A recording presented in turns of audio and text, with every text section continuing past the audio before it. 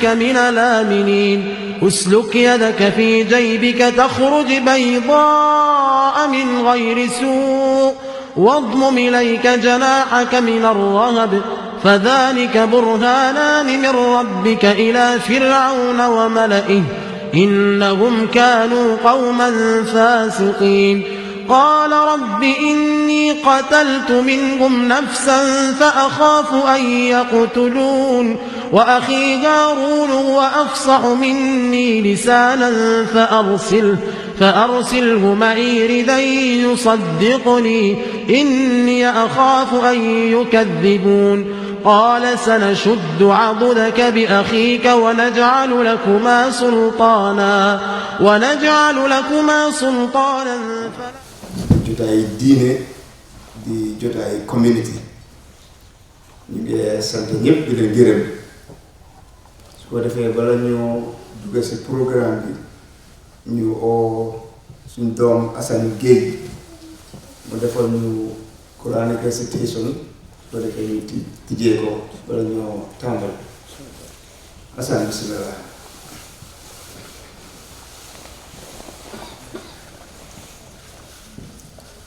السلام عليكم. وعليكم السلام.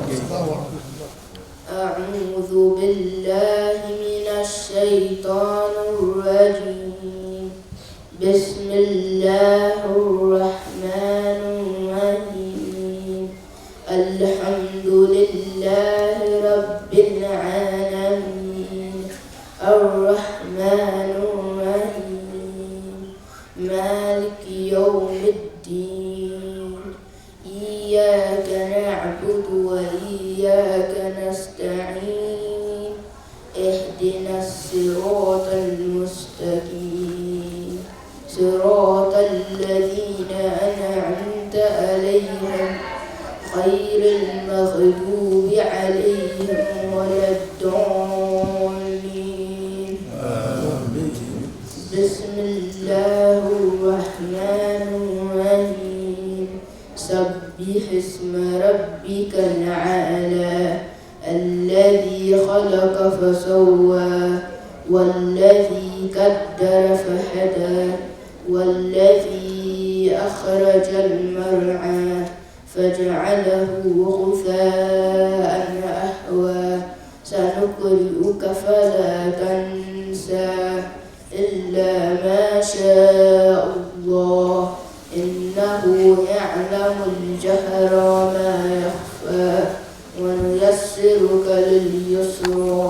فذكر إن نفعت الذكرى سيذكر من يخشى ويتجنبها الأشقى الذي يصلى النار الكبرى ثم لا يموت فيها ولا يحيا قد أفلح من تزكى وذكر اسم ربه فصلى بل تؤثرون الحياة الدنيا والآخرة خير وأبقى إن هذا لفي الصحف الأولى صحف إبراهيم وموسى صدق الله العظيم. Takbir. Masha Allah. Jërëjëf sant ko sant suñu stage yu baax yi nekk si Royal Islamic Institute di jàngal suñu xale yëpp masha Allah di liggéeyal community bi di si xaasal ustaas bu ko njëkk a feral ijra muy ustaas libaas waajuram bu góor di Alaaji Makumba ñu leen si xaasal masha Allah di beesal suñu nuyoo di tàmbale nuyoo bi si suñu imam Jeng te di ko gërëmee jotaay bi ndax moo ko taxawal te di ko taxawee ba nga xam ne ñun ñëpp ñu see jàppa mu nekk liggéey communauté bi imam bi nan ko yàlla yombal gën na yàlla rafetal liggéey bi gën na ko yàlla gën a yaatal gën koo oyofal lépp li nga bugg a si communauté bi yan na weesu sa jot ñun ñëpp ñu fekkee di si teg suñu oncle macha allah mu toog nii next to imam di docteur Mbaye mu ngi jógee ba Texas Houston Texas docteur ñu ngi laa dalal di si teg suñ soppee di docteur Omar Dia docteur mu ngi xam ne moom lañ joxe bés bi naa ne duñ ko fi présenté parce que ñun ñëpp yàlla xam ne dañ dee yaakamti jotaay bi jot so alhamdulilah docteur ñu ngi laa dalal pare yoon bii moom dafa gën a taaru ndax dafa àndaa soxnaam muy soxna Ami mu ngi nelee toog soxna Ami Haydara Dia jërëjëf ñu ngi leen a dalal bu baax a baax di si teg suñ soppee di sëñ Cheikh Ibrahim Ba moom mi nga xam ne macha allah suñ orma la suñ wóola la mu commencé sa bànni boobu mu ngi nekk ay tuuti tànk yàlla jaarale loolu si suñ broda muy Alaaji Keba Guèye soo loolu ñu ko see sant ànd bi di dem bi tey moom mooy xalifa bu nekk Ngodi ba toogal fa papaam di Cheikh Babou Ba sëriñ bi yal na yàlla koy fa liggéey bu pare tamit si jotaay bi mooy suñu chief guest of honor jógee ba Ngodi ba mu nekk ñun ñëpp am na ñu tukki jafe ñu bàyyi loolu yëpp pour teewee jotaay bi sëriñ bi ñu ngi la xaasal di la dalal ñu ngi see teg Alaaji Manda Loum moom mi nga xam ne moo jiite Ansaaru Diin sëriñ bi di liggéey bu bëri tamit si communauté bi sëriñ bi ñu ngi la dalal di la jox sa wàccuwaay di si teg comme ni ko imam waxee rek di goroy imam di nijaay si aji Fatou Guèye Jeng muy oncle Amadou Nourou Thiam ñu jógee ba Dallas Texas nuyu waa kër yëpp ak suñu jàng fi nekk yëpp ñu jël si jàng si ko defee ñu feeñal leen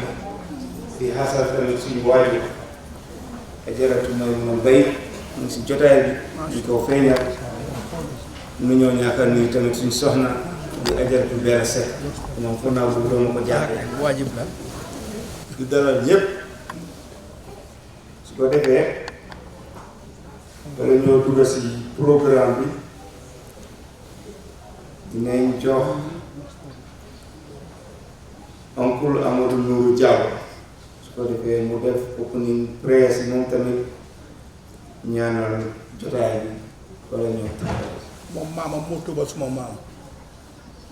suma sëriñ. waaw imaam mu ne gorom la ba pare sëriñam la parce que maamam moo tubal maamam macha allah jërëjëf oncle Amadou su ko defee ñu jox la microphone. bismillahi rahmani rahim alhamdulillahi rabbil alamin rahmani rahim maliki yawmi ddin iyyaka na'budu wa iyyaka nasta'in ihdina siratal mustaqim siratal ladzina an'amta alayhim ghayril maghdubi alayhim waladdallin amin sallallahu ala sayyidina wa nabiyyina wa mawlana muhammad khatimin nabiyyin wa imamil mursalin mbokk yi gannaaw buñ sante suñu borom ne alhamdulillahi rabbil alamin julli ci sang yi nga xam ne suñu borom wax ne lu mu amal ci teraangam la ko amal mais ci boppam la ko tibbee ci leeram la tibbee moom bindam Muhammad sallallahu alayhi wa sallam ñun tam mu tibbee ci leeri Muhammad bind yi lu mu bind rek ci teraanga xayrul alamin sallallahu alayhi wa sallam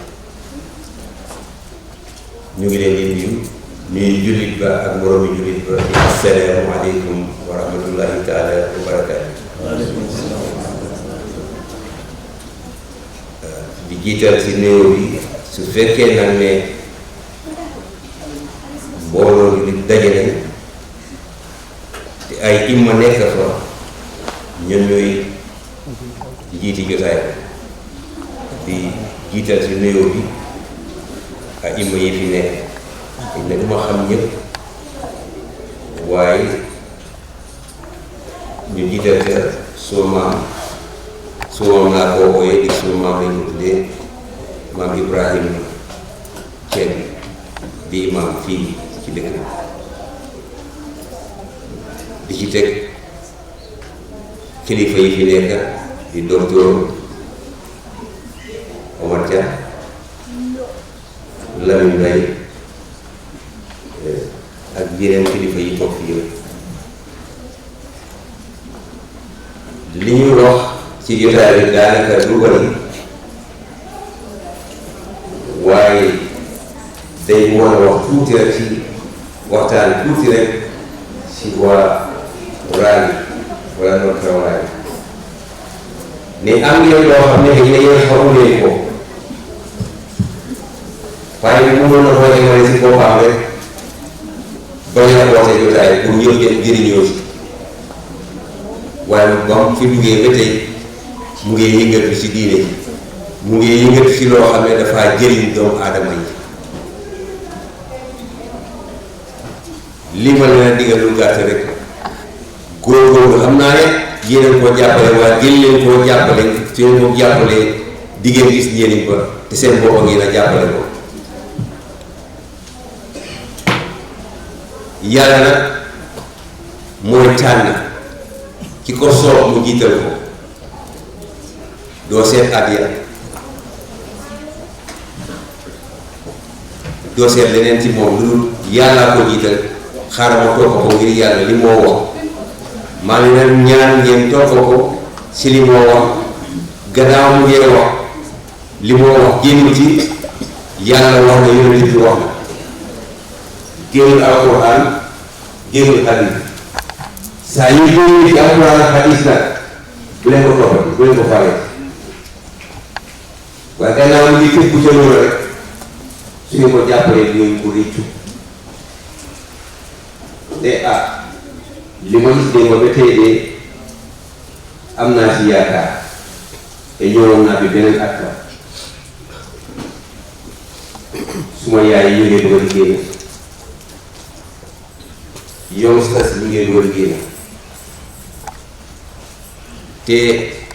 ndaje moo gis du islam rek ndaje moo gis mu bëri ay xelel am ca yaakaar di nga fi mujjee ëllëg waaye ndaje moo ñëw rek fekkal borom kawar yi ñëw rek ragal ko rek neexut a dégg nag waaye ñoom lañ gën a séentu njëkk a fee liggéey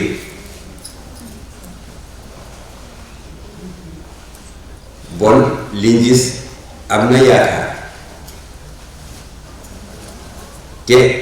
ki mu woo at bu nekk mu ñëw fii nii di waxtaan ak ñun di waxtaan ak doomu aadama yi xëy na ñun dañ bokk ak moom dëkk ak moom moo tax duñ ko mën a jox gëddam waaye nga fan yi ñu weex nga nekk ca arab ya fa mu nekk xam ne ko ba jox ko gëddam teg ko mu yilif leen ñoom juddoowu fa dafa dem jàng gaa yi wóoru ko ne ko kaay jiite yi nga ñëw digal nga ñëw jàngal ëlbati yi leen jàngal bon dafa wàccee boppam ko defar boppam rek pour ñëw dimbale si ñu baaxee ñu ci li ko yàlla yenke woon waaye du wut ne dafa yow ut si dara ut si wut lu xam ne amul ko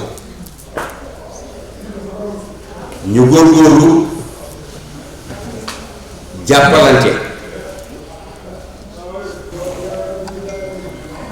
suñu borom la wax ne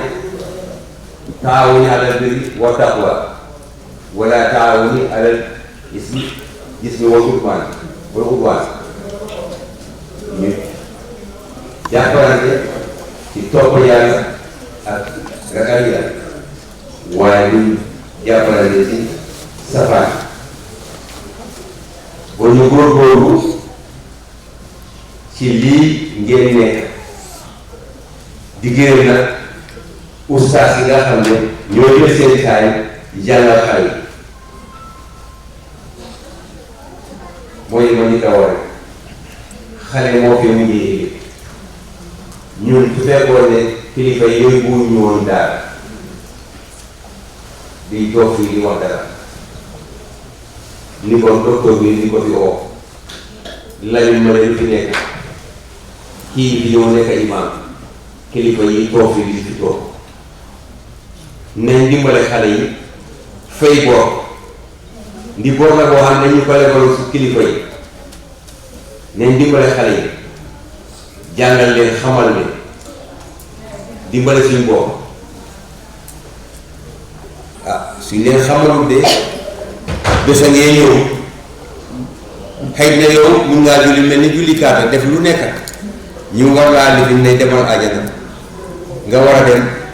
xale yi nga xam ne yow yaa ñu ñoo leen amee woon bañ leen a xamal seen diine ñu war a dem ca safaan ba ñu ne suñu borom yow de yaa ngee bàyyi ñii ñu ngee def waaye ñii de ñooñu ak ñooñu waroon a xamal te xamaluñu ñu oowaat ñu indi yal nañu yàlla musal ci loolu wala ñu fagg di dugal ñu safara yal nañu yàlla musal ci loolu yaay Seydi Moustapha asalaamaaleykum wa rahmatullahi taala wa barakatu. waaleykum salaam léegi nii sànq nii rek maa ngi toog nii di nataalu ak suma yaay mu am lu ma fàttali mooy fu ma commencé woon si sant yàlla pour jotaay bi ndax dama fa daan toog di nataalu suma yaay jooju di Adja Seck mu daan teewee jotaay bi ren yàlla dogal mu teewee ak ñëpp li nga xam ne ñu ne ñoom fi nekkoon te nekkaatuñ fi di ñaan yàlla rek ñu defal leen benn Fatiha fukki Ixlaas ak benn ak suñu ay mbokki jege ñaare ak suñu ay am di jàmm ñu jiitu yal na leen yàlla xare àjjana yal na dee di seen noflaay yal na leen yàlla àtte si yërmandeem ñun ñu fi des yal nañu yàlla yokkal suñu àpp Fatiha fukki Ixlaas ak benn li ko demee ni oncle Amadou moom lañ doon déglu noonu Imam Amadou Diallo jógee ba Dallas Texas docteur Lamine Mbaye ñu ngi nii bokkaa moom plateforme bi masha Allah ak ñu jógee Atlanta di jarbaat si imam Njoogu Lamine Ba loolu ñu ngaa dalal masha Allah ak suñ caméraman bi rek nga xam ne masha Allah suñ soppee la di suñ brother tamit Cheikh Lamine Faye masha Allah Badiane production fépp fu mu bëgg a egg rek kenn ko fa yàlla eggal jërëjëf ñu ngi rafetlu liggéey bi ak itte bi saa yu nekk ak ñu jógee Charlotte North Carolina di suñ brother Mamadou Camara moom waa rajo la woon waa léegi waa Charlotte ak Lamine Ndiaye ak Soxna ak Abdou Wahab Haydara moom tamit ak njabootam ak Ousmane Rayli ak njabootam bokk nañ si ñu teewee jotaay bi ak Soxna Adiyatu Diouf su ko defee ñu dem si ñi jógee Virginia ñu see jiital suñ brother moom tam masha Allah c'est Ousmane Ka jërëjëf waay sëriñ bi ñu ngi rafetlu ité bi saa yu nekk rek mu ngi ànd ak Mohamed Sène ñu ngi nuyu tamit suñ jigéen Aji Kumba defee Women Treasure Warrior ñu ngi dégg liggéey bu rafet bu yaatu bi moo def si suñu réew mu fële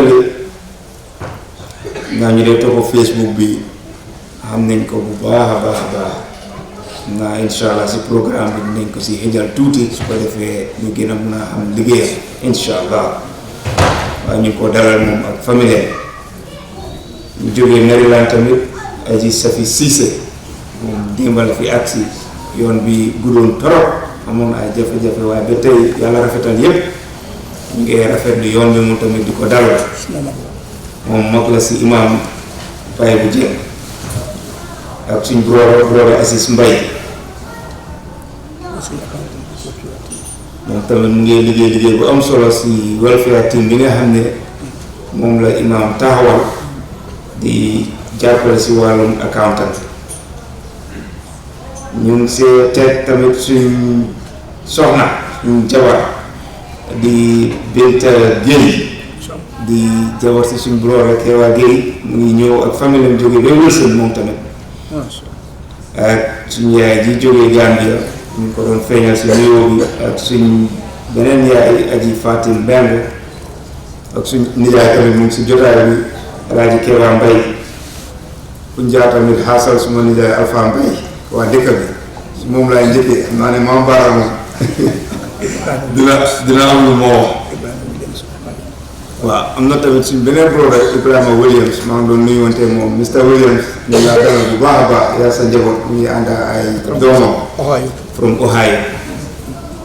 waaye waa dëkk bi yëpp ñu ngi leen a xaasal di jël nuyoo bi yëpp di ko tënk si Maam Bara ak ñoom brother Jamal ak suñ brother su baax yi yëpp ñoom non suma gars yi nga xam ne wax dëgg yàlla saa yu nekk ñu gisee mënuma leen a ñàkk a lim imam ñoom Alaaji Buuba ak ñoom Alpha Omar naataango lañ ak waa dëkk bi yëpp yaa xam na ne suñ buggee lim sax waa ji waxta bay suñ mag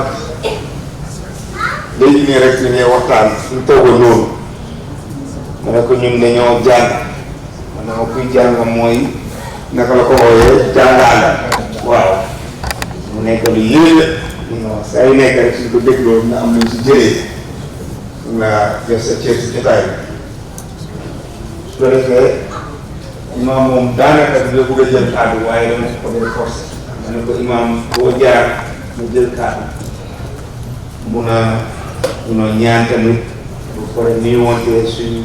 gan yi ak waa dëkk bi moom Jeng bismillah بسم الله الذي لا يضر مع اسمه شيء في السماء وهو السميع العليم الحمد لله رب العالمين الحمد لله الذي بنعمته تتم الصالحات والذي لم يلد ولم يولد ولم يكن له كفوا احد لا اله الا انت برحمتك استغيث وصلى الله على سيدنا محمد خاتم النبيين وامام المرسلين لا نبي بعده سبحان ربك رب العزة عما يصفون والسلام والسلام على المرسلين الحمد لله رب العالمين آمين رب اشرح لي صدري ويسر لي امري واحلل عقدة من لساني يفقهوا قولي السلام عليكم ورحمة الله وبركاته. وعليكم السلام ورحمة الله. يا عباد الله المخلصين ñu ngi leen di nuyu di jël suma nuyoo di ko sox ci nuyoo Seydi Hadj Malick tur yi ma tudde yëpp tuddaal naa leen ngir ba ku tuddal juum te man am naa disadvantage bañ a gis ñi fi ne kon dama ne nag ñi Modou Malick tudde yëpp tuddal naa leen ak ñi mu tuddut. Masha Allah ñu ngi leen di wax ahlan wa marhaban ñu ngi leen di welcome maa ngi leen di seedal docteur Omar Cheikh Ibrahim ak Thierno Amadou ak ñi toog yëpp ne waa dëkk bi ñu baax lañ. wallahi ñu ne fecc liir bu neexee yaay yaatee sa mbagaay man li ma moom bariwul xanaa abdul ndayikun maridun miskinun su jasein man I am a weak servant, a poor servant, a disabled servant, a ignorant servant. But yàlla li am te moom alhamdulillahi ala kulli haal wala na maa ngi yu baax lépp lu suma weakness rek yàlla jox na ma ko xam ne taxaw na ma ko weakness boobu noonu mu nekk doole strength kon loolu sant yàlla passé wu dégg naa ñu ne Cheikh Ibrahima radiyallahu taala anhu mu ne moom lu waaye am éni na ko ngir moom li mu doy li mu am doy na loolu li nga am doy na la rek lu waaye am dafa koy éni kon nag lépp lu waaye am éni ni ko ngir li ñu am doy na ñu ngi ko sante yàlla fa amaa bi ni'mati rabbika fa hadis waxuñ lii ngir tiitaru waaye dañ ko wax pour sant yàlla ni yàlla bàyyi ana yàlla doole jàmm amiin ya waa Waali ñu ngi leen di ñaanal jàmm amiin man maa wax kat yi waa Waali lay wax ngir maa ñoom ak dëkk ñu baax a fi nekk Waali moom ñu baax a ëpp ñëpp a wax sax gan yi fi ñëw nag jógee Gambia ñëw ñett lañ ci tudda ñu dëkk ak Amérique ñu bàyyi noonu rek tudda ñëpp ñu bàyyi ñëpp suñu mag aji may mun a mbay ngir suma bàjjen may mun a jën lañ ko tuddee muy mag si ñun suñ kotoo Keeba Mbay mu ngi noonu toog ak suma jarbaat aji Fatim Menga suma doom la sax di suma jarbaat ngir papa mooy suma mag suma papa mooy maamam moom it mu ngi noonu jógee Banjul ñii ñëpp nekk nit ñu baax ñoom ne dañ ñoo xelal dañu teg ci yoon kon du ñu leen mën a bañ a tudd ngir ñooy magi jotaay bi kon ñu ngi leen di wax ne alhamdulilah marhaban ak seen jàmm tafadal jërë ngeen jëf.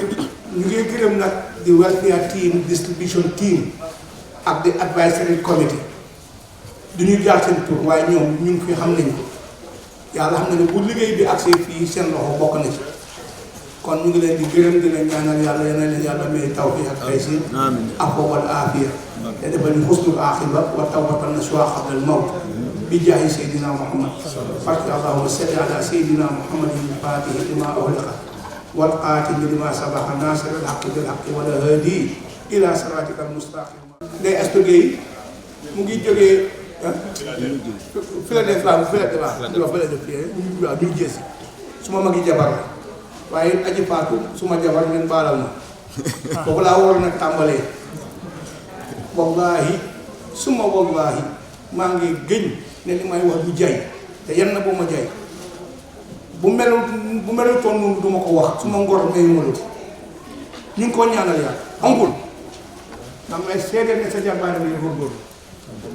kon nag waxuma ko pour jay ko dama koy wax pour jigéen ñi fi nekk ñu émuler góorgóorlu toppa ci li muy def wax waaye asi mu ngee góorgóorlu yombul man neexuma affaire kon nag kuy dama man am lu ma bëgg am lu ma bañ te li ma bañ dama koy wax li ma bëgg dama koy wax aw ma masla xaafanaa kon nag ku ànd ak man kon jàmbaar aji ñu ngi laa ñaanal lépp loo am yan na barke lépp loo am yan na barke lépp loo am yan na barke sa barke maam Seexu Ibrahima Diallo sa barke maam Seexu Ibrahima Diallo système yi ñu la jox kàddu yi ñu fi jaarale nii moom macha mu ne ko kontaan nañ trop ñu ngi àndaan ak suñu jigéen yi la ne leen nga xam ne dañ ko bañ bee def seen aso bi macha allah seen white and green bële moom man seen suma sista di ñaan waaw boo jaar tuddoo ko rek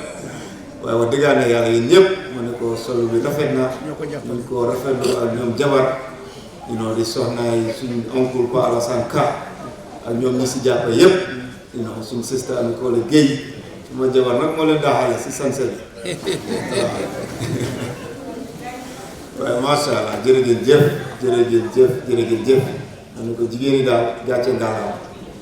maa ngi fay gis léegi suñu benn yaay bu baax anti Maria Diop waaw yàggul da dugga si mu anam boo bu mun a toogee rek anti Maria ñu la dalal di la jox sa wàccuwaay jërëjëf suñu yaay bu baax la am njëriñ trop si communauté bi macha allah am na yàlla dina dëgëral taxawaay ak suñu yaay yu baax yi fi nekk yëpp ak suñu jigéen yu baax yi waaw su ma tanta Fatou Dione moom tamit daf dee teewee jotaay bi saa yu nekk rek waaye dafa tawat joxe na ngantaam ak képp ku tawat képp ku fi ñëwee benn jàngoro yal na ko yàlla faj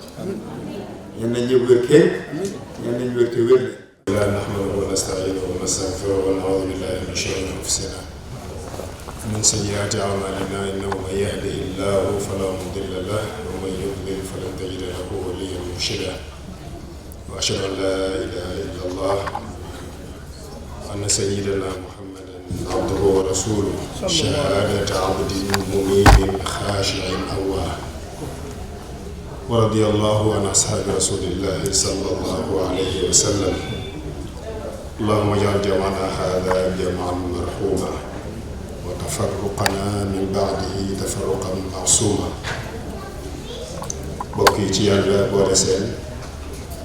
السلام عليكم ورحمة الله تعالى وبركاته. عليكم السلام ورحمة الله.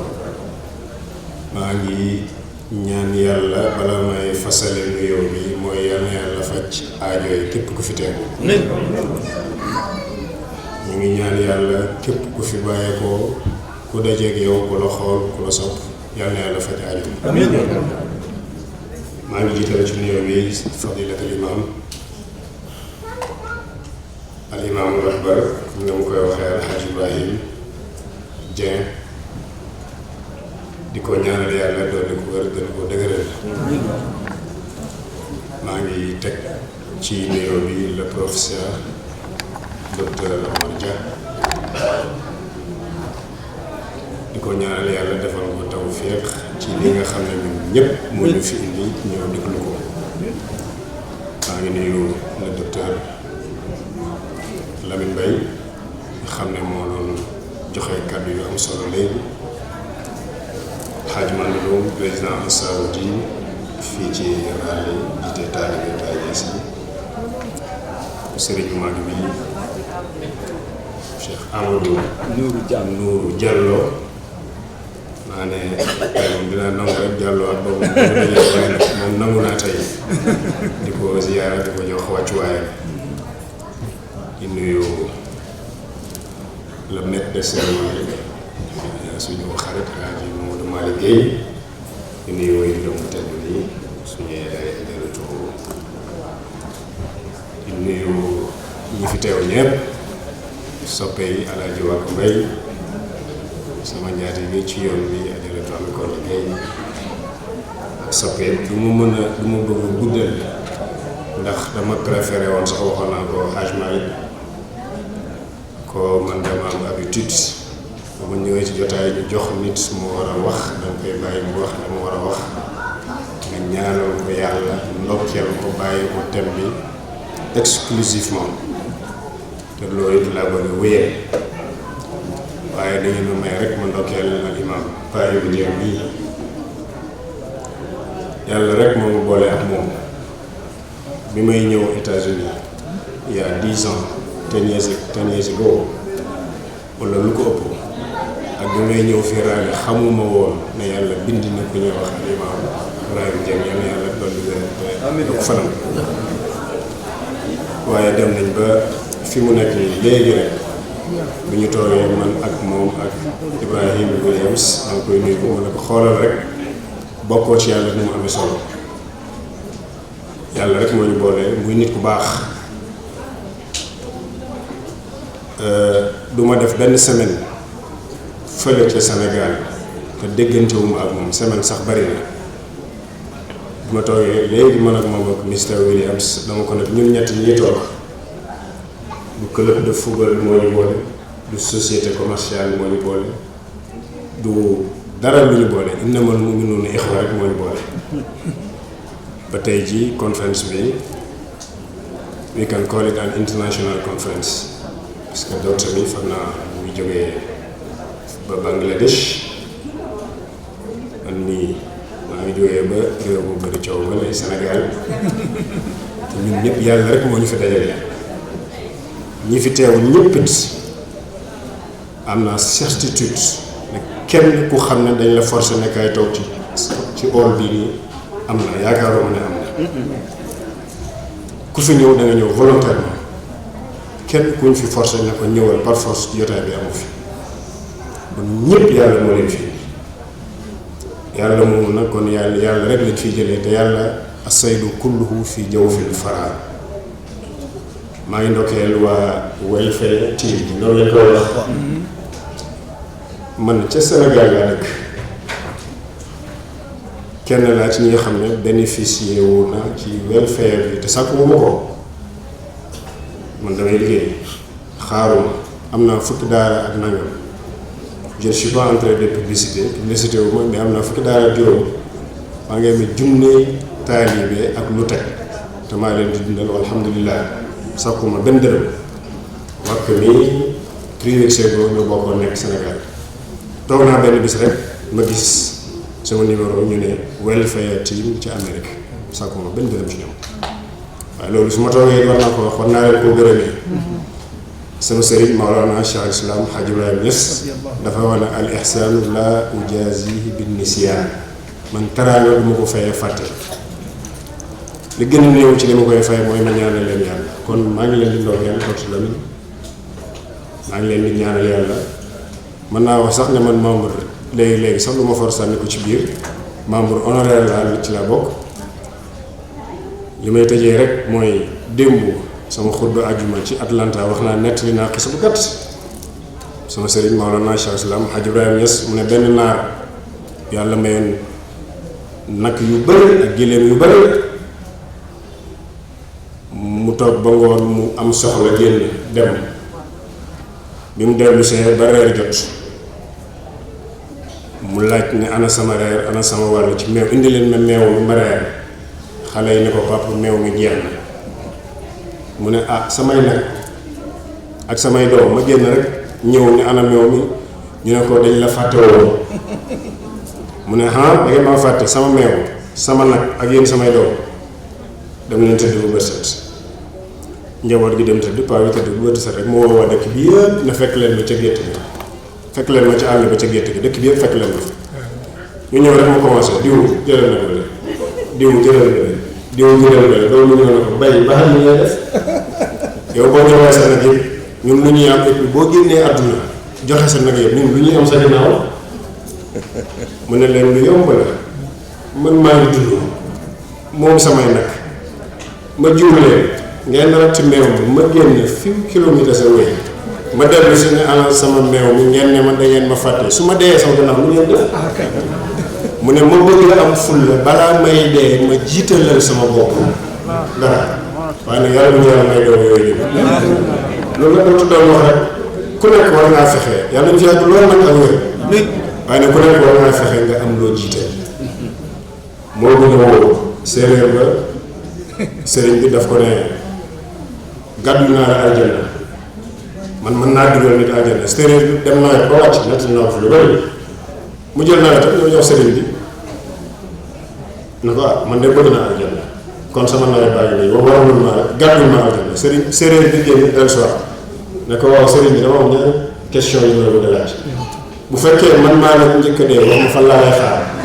ci ban ban at sëriñ bi ne teg mu ne ko bu fekkee yàlla dawal ni yow sëriñ bi yaa njëkk a génn àdduna wax ma fan laa lay fekk sëriñ bi ne teg mu ne ko jox ma li nga ma joxoon kon kenn ku nekk war nga am loo war a jiital sa bopp yooyu nag yi mel ni ñu mbokk mi doon wax léegi sañu Lamin ak ñi ci nekk ak yeneen mais nag bokk yi mu jabel ma loolu dafa am lu ko jiitu mooy innamal mu'minuuna ixwa bu ñu ko waxee sànq rek imaam daf ne ma fa aslihu bayna axawaykum kon balaa ngay ne naam ne fa kon balaa nit di mën a dimbalante dafa am lu jiitu mooy unity innamal mu'minuuna ixwa faw ñu nekk ay bokk ba pare ça c'est important parce que bu amul sax dimbalante bi du mën a dem kii du wóolu kii dana leen mais bu ñëpp bu ñu demee ba nekk ay bokk moo tax yàlla innamal mu'minuuna ixwa fa aslihu door a ñëw nag dimbalante bi demlante bi doxlante bi donc di first point maanaam point bi gën a am solo bi jiitu mooy ñun ñëpp ñu bokk nangu nekk benn ne ñoo bokk ndey ak bàyyi maa ngi ndokkeel ñëpp di ñaanal yàlla docteur yàlla defal ko tawfiq maa ngi koy wax léegi mën na ko yàgg naa la suivre à travers les réseaux sociaux ci àdduna bi yëpp di ko ñaanal yàlla defal ko tawfiq ñun ñëpp comme naa udunun saariya déglu ko ak xel ak xol jàngalekat borom xam-xam la mais technicien la nit dina mën a jàng ba pare te doo mën a jottali li nga xam di nga mën a xam mën a jottali waaye mu des a am lu jégal ma lu ñuy wax yar ak lu mel noonu yii ne yëpp fa tabarakallah walillahi alhamdu kenn du xam lépp wax lépp yàlla def na ko ci moom dina yéeme may wax loolu ci moom te physiquement ñu ngi doog a toog waaye nag am na léegi dara loolu léegi rek man kaa ne ko fii ak fii ak fii yëpp déglu naa la fa maa ngi am sax honneur bu rëy toog ak feggoog moom bëgg incha allah jëriñu ci moom maa ngi ndokkeel ñëpp di ñaan yàlla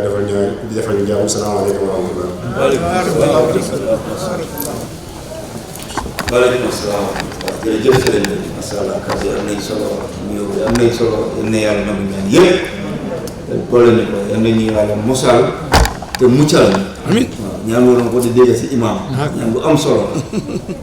su ko defee ne dina mën a yaatal liggéey welfare team bi ko defee ñu dugga si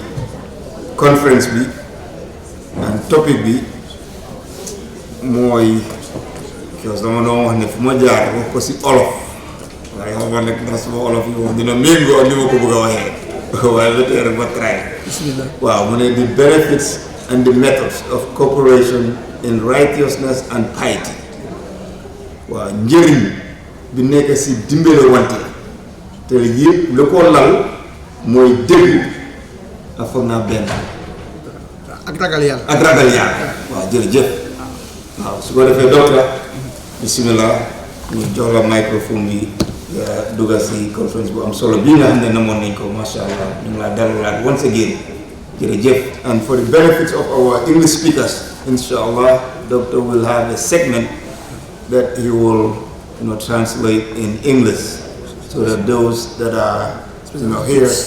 and especially our kids also, so that you can have something to take back home, inshallah. Assalamu alaikum wa rahmatullah.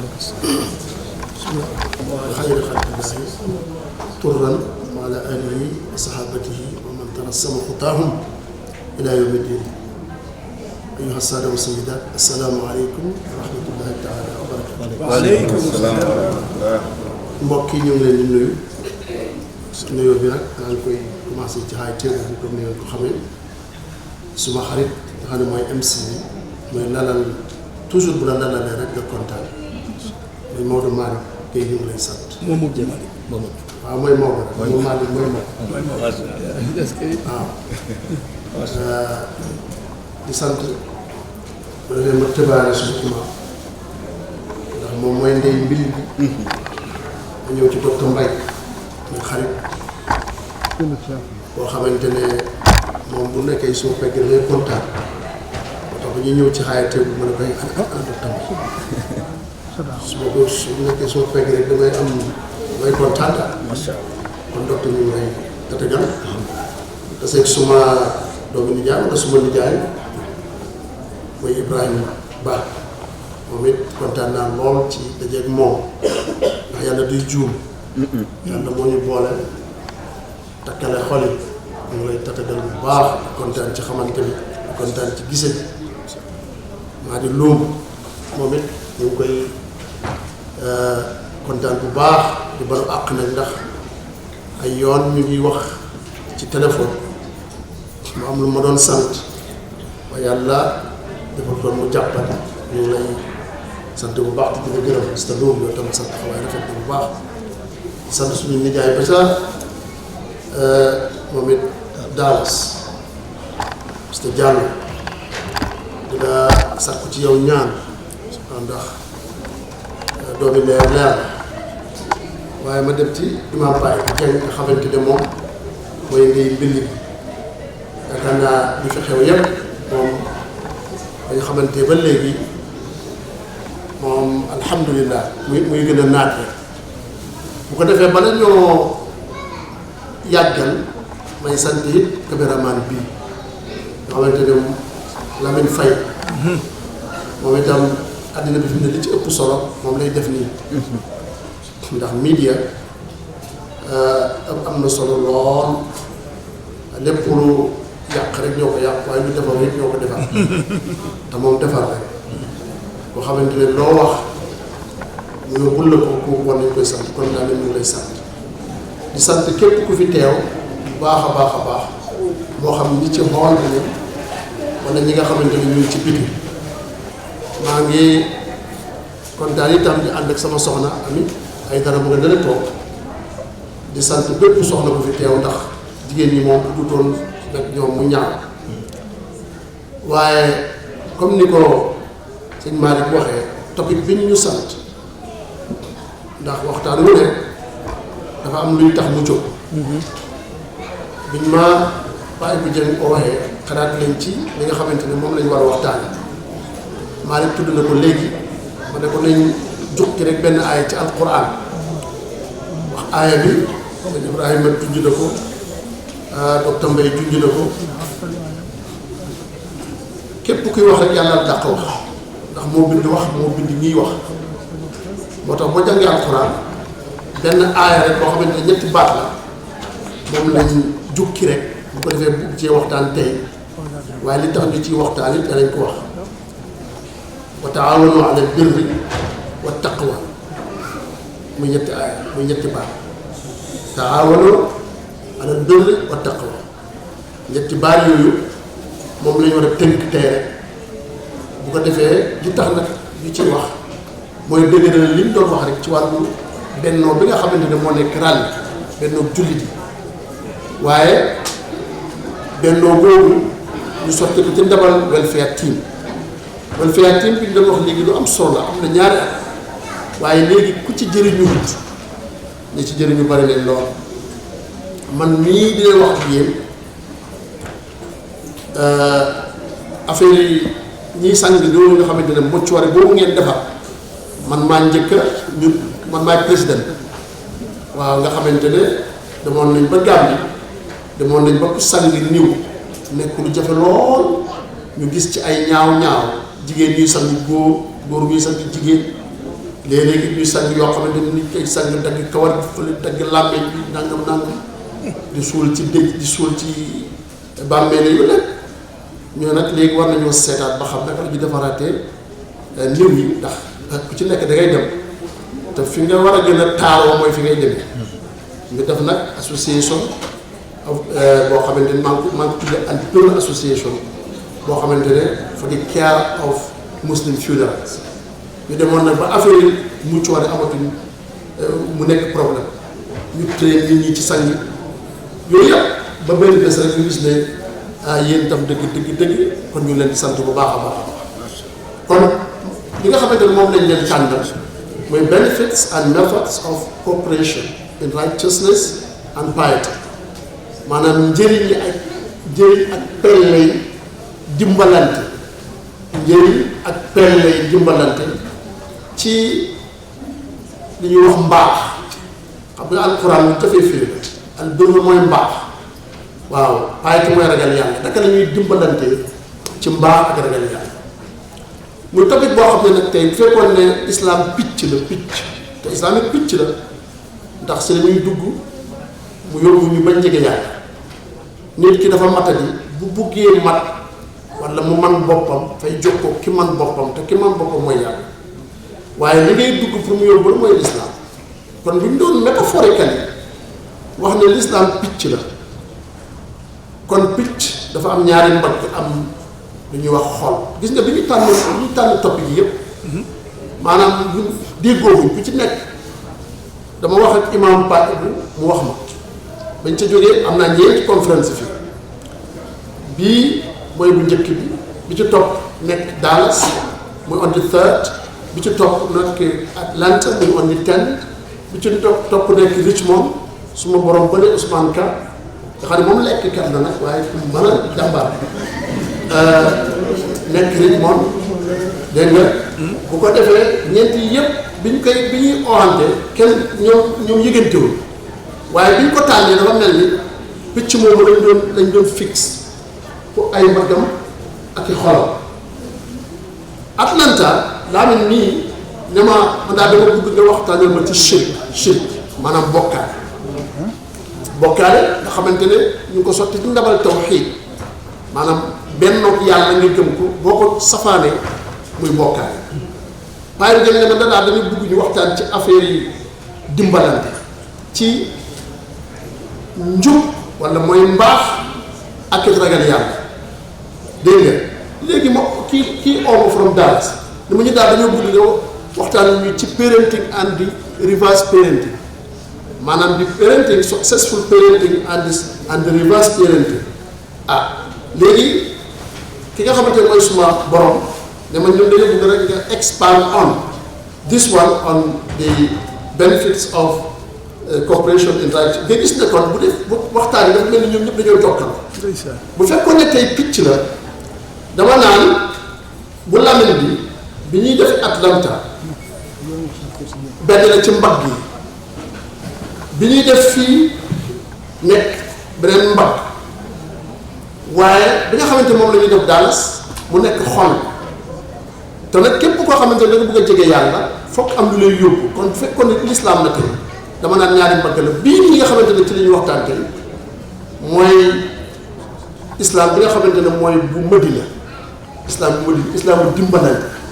ndax yàlla subhanahu wa taala bu bindee yonent bi sas ko bu baax a baax a baax yonent bi dafa def fukki at ak ñett ci Madina ci Màkka ngeen baal fukki at ak ñett ci Màkka di lonkale nit ñi yàlla foofu mooy bu la mel fukki at ak ñett muy lonkale nit ñi ci yàlla pour ñu xam kuy yàlla def leen ba dëgër loolu moom laay tuddee di Vatican Islam maanaam islam bi nga xamante ne mooy di Vatican Islam mooy bi lay jokkale yàlla bi mu amee fukki at ak ñett bu affaire yu dëgër ba mu jokkale nit ñi yàlla yàlla ne ko nag du doy ndax islam bu yembal maanaam mën ngaa gëm yàlla jokkoo yàlla pire waaye islam bi nga xamante ne mooy islam pire mooy islam bu dimbalal génnal Makka génnal nga dem Madina kon fi hijra bi immigration bi nekkutoon jóg. It was a well organized movement boo xamante ne pour mu àggali fukki at ak ñett yi mu def Makka li ko desee muy islaamu fulla islaamu dimbalante moom lay tuddee di horizontal islam. Horizontal islam mooy islam bi nga xamante ne dafay tasaaroo mel ni tey boo doon defar femme bi bu jokkoo ba pare du am laaj du jokkoo yàlla femme bi wala air condition waaye bu jokkoo ba pare taxaw du am benn njëriñ moo tax yonent bi yàlla di ko def jokkale ngeen ak man ñu ngi julli ñu ngi or ñoom Bilaal ak ñëpp a ngi julli waaye nag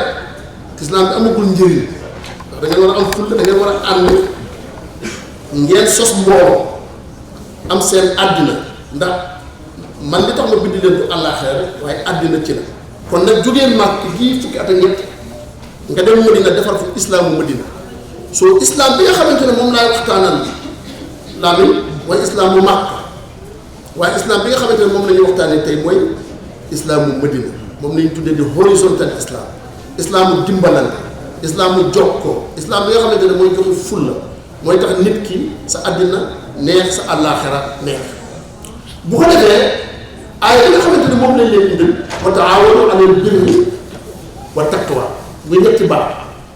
yàlla dafa mën a wax ndax moom moo ko bind moo bind wax bind ñiy wax bi nga xamante ne soob na ko moom yàlla mu tànn lugal arabiya mooy arabic language mu def ko langue bi nga xamante ne moo ko gën a soob mu wàccee ci alquran moo tax alquran nekk wax ju yéeme bu waxee benn ñetti baat am nga cee def ay guddi di ci waxtaan waaye moo tax yonent bi tam bu waxaan la nit bu ñëpp waxee moom bu waxee rek da nga xam ne kii li muy wax jëlewut fii ndax ki ko defar bu yàlla subhanahu wa taala kon wa taawanu alal birri wa taqwa foofu la ñuy waxtaane bu ko defee safaan ba di wala taawanu alal birri wala alal ismi wal udwan ndax bu ne na ngeen dimbalante ci mbaax ak ci ragal yàlla kon ku dimbalante wut ci mbaax ak ragal yàlla yaa ngi dimbalante ci safaan mooy yaa ngi dimbalante ci bàkkaar ak li nga xamante ne mooy tooñ parce que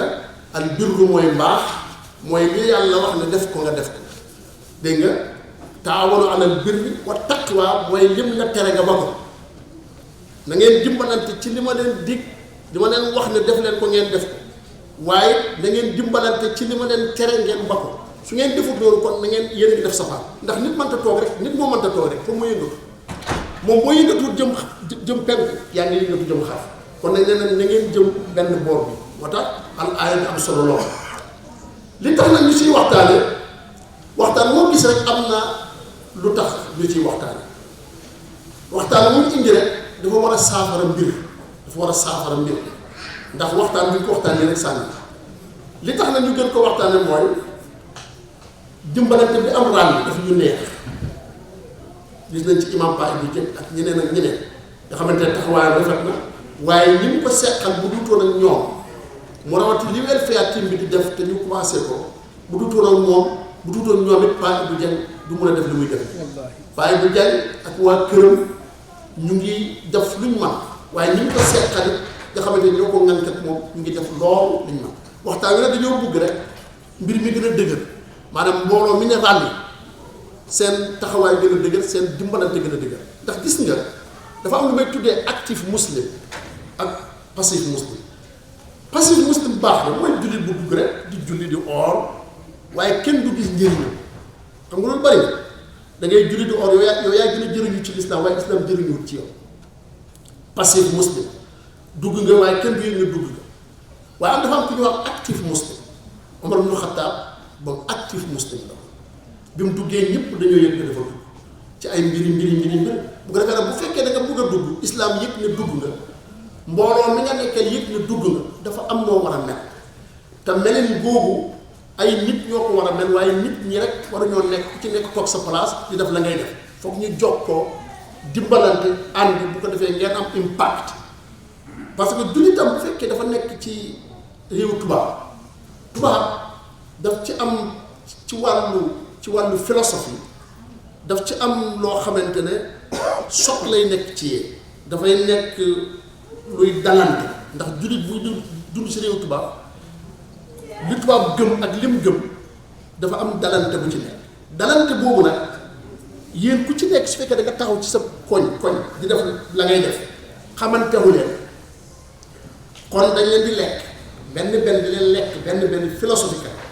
ndax ki nga xamante ne moom yàlla yoonam nekk ci yàlla yow saa boo xëyee laaj yàlla fi nga jëm waaye système am moo la ëmb te nga bugg faa dund te foog nga dund fa te boo bugg nga am njeexital foog yow da nga dëggal ba pare waaye da ngeen war a nekk benn bu ngeen nekkee benn bu ngeen defee da ngeen war a am njeexital ca fa nga xamante ne fa ngeen dëkk tubaab seen xalaat dafa safaanoo xalaatu lislaam ci lu bari waaye itam tubaab baax na baax boo xam ne ci genn wàll ndax freedom bi ñuy jox am na yu bari ñun ci suñu réew yi amuñ ko bu ko defee nit ñi fay dund freedom boobu war nañ see seet li nga xamante ne ñoom moom la ñuy jëfandikoo ba nga xamante ne safaan bi ñu am ci philosophie ñu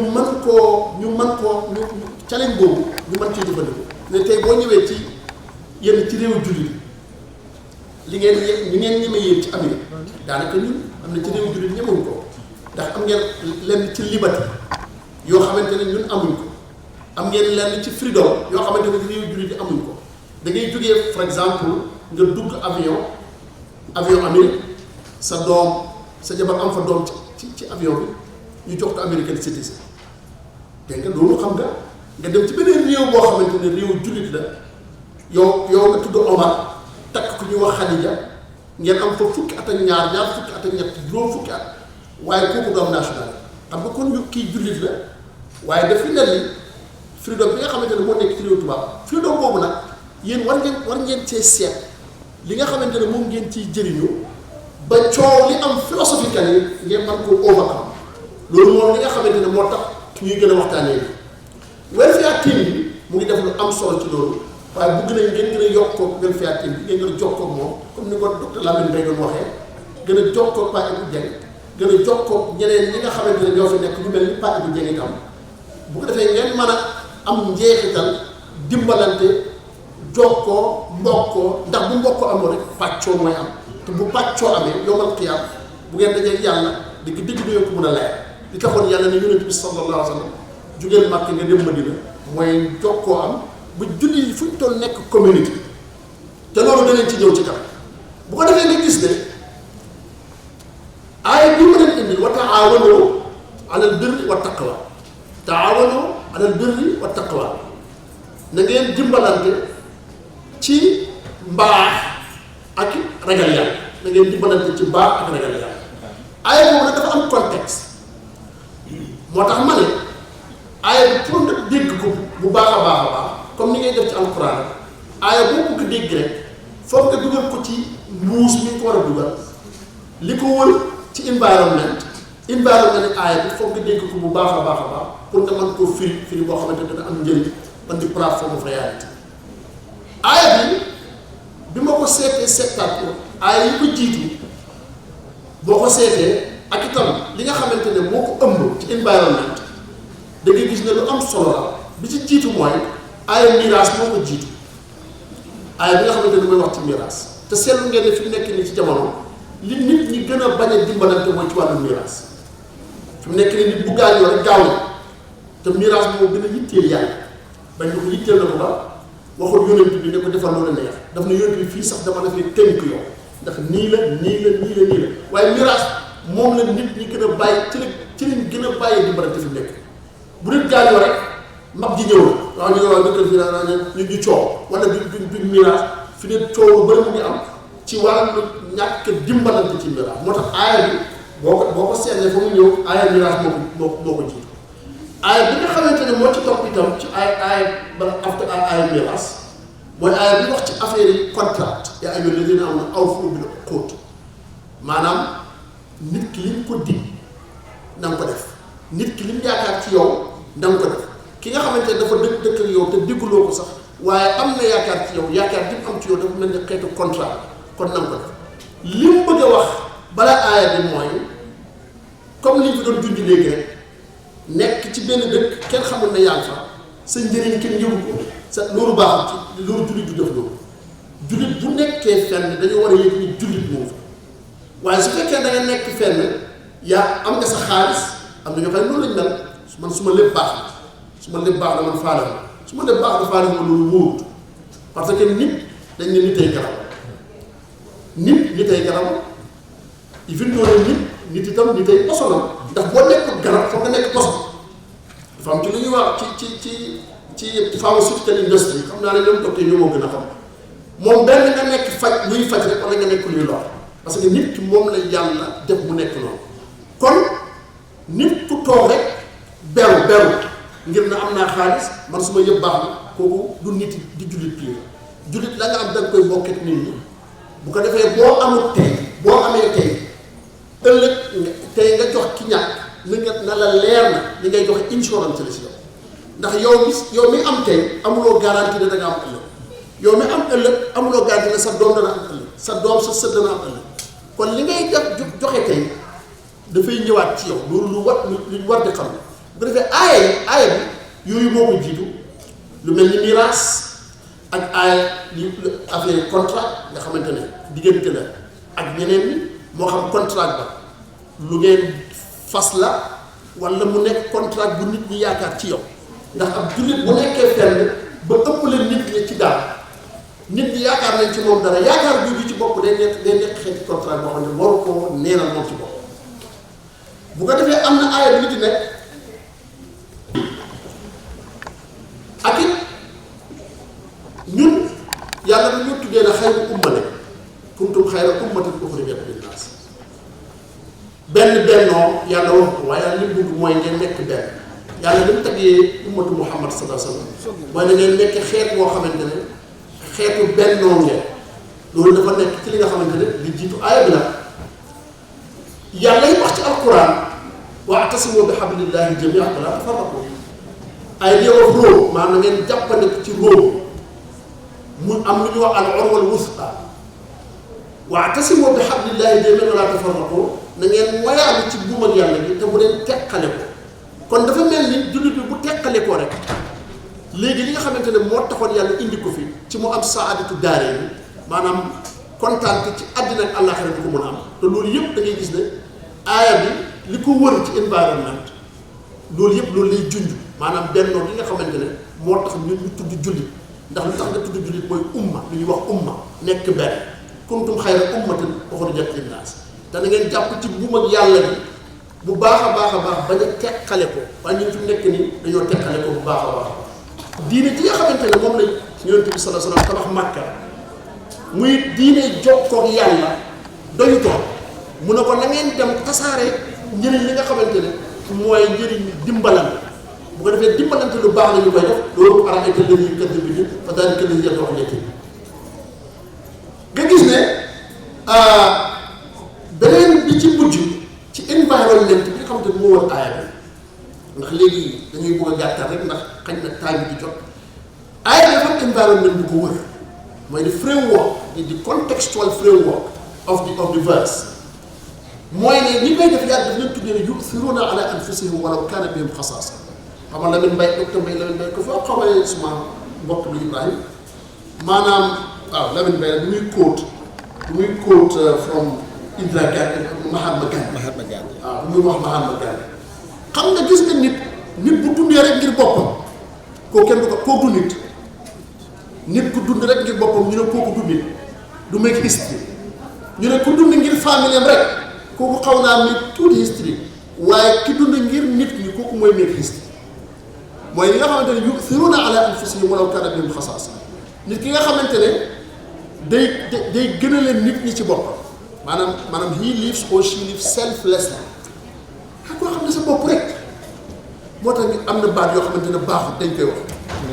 The best way to find yourself is to lose yourself to leave the service of the others. loolu alxuraan wax yu'thiruuna ala anfusihim walaw kaana bihim xasaasa moo tax ñun am nañ yenn baat ñu koy wax ci Sénégal bi yëpp ñu ne njëriñ la nga fekkee ak a bon njëriñ la nga fekkee boo koy def moom doo mos a tabax société ki nga xamante ne only lives for himself wala mu live for his family kooku mënut a build history waaye ki nga xamante dafay dund ngir nit ñi kooku moo mën a tabax history waaye ñun kon loolu ñu war ko bàyyi xel bu baax a baax a baax yooyu aaya bi ci mujj yàlla dafa wax ne al axillaa yawma idin ba'duhum li ba'din aduwwun illa al muttaqin nee na yawmal qiyaam xarit yi nga xamante ne dañoo nekkoon fii ci àddina xarit yu bari di waxtaan tey di ree nee na yawmal qiyaam dañuy xuloo dañuy bañante ndax yawmal qiyaam bis bu tàng la boo xamante ne gannaaw bàyyee daw yaay di daw bàyyi lépp luy dawante xarit yi rek ñoo ciy des bés boobu xarit rek mooy xaw a jege xarit waaye xarit bi ñu jegee xaritam mooy ñi ragaloon yàlla mooy ñi daan dimbalante ñi nga xamante ne dañuy seey ci mbooloo waaw kuy seey ci mbooloo waaye ki nga xamante ne moom fu mu tooree boppam rek la mën a gis kooku kon du mën a nekk li nga xamante ne moo leen kon lii mooy li nga xamante ne mooy environnement aaya bi ne bu ko yàlla wax dafa tànn di coosu wa taawanu alal birri wa taqwa boo ko seetloo yàlla bi muy bind balaa muy bind dara moom yàlla bi mu nekkee ci yàllaam nga nekk kese moom yàlla nga xam ne booba dara amutoon mu soob ko mu bëgg a bind lu koy jaamu dafa am ci benn aaya bu inna samawati wal arda kaanataa ratqan fa fataqnaahuma nee na asamaan ak suuf dañoo dankaloo ma nekk benn dank bi man yàlla maa nekkoon te dara nekk booba space amut time amut mata amut time space ak mata booba dara amut moom yàlla rek moo nekkoon ci yàlla ba mu neex ko moom yàlla mu bind li mu bind mooy time space ak mata mu bind ñu ñun bind physics bind chemistry ba pare bind biology moo ñëwee ci biology creation and evolution mu bind ba ku ñuy wax nit mujj ndax bind na malaayika bind jinne dégg nga bind garab yi bind plante ba pare mu bind nit ku ñuy wax nit ñun yàlla daf ñoo fonk rek comme ni ñuy doxee nii léegi suñu bopp yi ne ci kii ñuy dox ak buñ buggee toog buñ buggee jonkon buñ buggee tëdd loolu yàlla daf ñoo fonk ci ñooñu am ñoo xam ne leen tànn ñooñu nga xamante ne ñooy biological beings like ñun ñi ëpp ci ñooñu jahannama lañ waaw ndax mbon moo ëpp mbaax ndax yàlla ba ñu bindee daf ñu boole lu ñuy wax bànneexu bakkan boole ñoo ku ñuy wax seytaan iblis te yàlla moom day sookale rek dafa bind yu safaanoo mu leen di sookale xam ngeen sookale xam nga dañuy gis ñun bi nekkee ci kaw yi ñaari xale yóbbu bu ñu xeex nga jël kawaru jàmbur jox ko benn xale da ko jël na sa kawar yi gis nga jël na sa kawar yi mu ne jël ma suma kawar rek gaa ngi commencé mooy jaxase ñun moom la ñuy wax sookale gis ñaari xale rek nga bëgg a ñu xeex rek nga jël kawar nga ne jox naa ko sa kawar yow tam jox naa la kawar rek jot na ma suma kawar mafia yëpp loolu la ñuy def même wool bi noonu la ñu dee def ñun tam ñun ndaw dañ ñuy sookale yàlla daf koy def bind yu mel ni dañoo safaanoo sookale leen ñuy xeex mu toog di seetaan ndax dara fekk ko ci moom yàlla yaay tojante bopp tojante ay mbagg dox yooyu dem ñëpp ci bi nga xamante ne bind na nit Adam bindal ko Iblis te balaa boobu sax Iblis la njëkk bind ñuy bind Adama ci biological evolution wala creational evolution ñu bind Adama mu nekk ci bunt àjjana ñu koy defar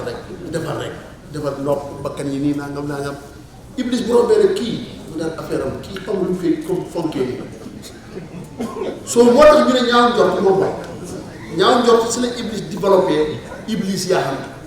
ndax Iblis moom amutoon benn seytaane bu koy kii waaye ñaaw njort parce que gis nañ gaa yi koy defar Iblis dafa soloon ci kaw jaamu yàlla ba gaa yi fonk ko mu nekk ak malaayka yi yaakaar ne affaire bi waaye mu gis Adama gaa yi koy defar rek ñu ngi koy laal fii mu ne waaw ma ne kii daal ku dem daal du bëri place. waaw jalas mu commencé di ñaaw njort bi mu commencé ñaaw njort gi développe in him rëy moo tax bi ñu ko indee Adama nag ne ko sujjóotal ko mu ne maa bay waaye ci loolu yàlla sookale leen ñoom ñaar xam nga yàlla bu ko neexoon tey mu bàyyi Adama àjjana nga xam ne du indi Iblis waaye dafa indi Iblis indi iblis sookale leen ñuy xeex mu rey aadama bàyyi fa iblis bu ko defee nag foofu nag xeex bi commencé yàlla bi mu bindee loolu ñi ëpp ci ñun ñi ëpp ci nit ñi dañuy dem jahannam waaye ci loolu nag mu tànn ñi ci ñun ñi nga xam ne dañuy dem àjjana insha allah firdaws noonu dañuy dem yes insha allah noonu dañuy dem moom kay dañ bàyyi suñu xel ci affaire bi rek yéen ñi toog fii moom insha allah dañuy dem waaw fan la ñuy xaaral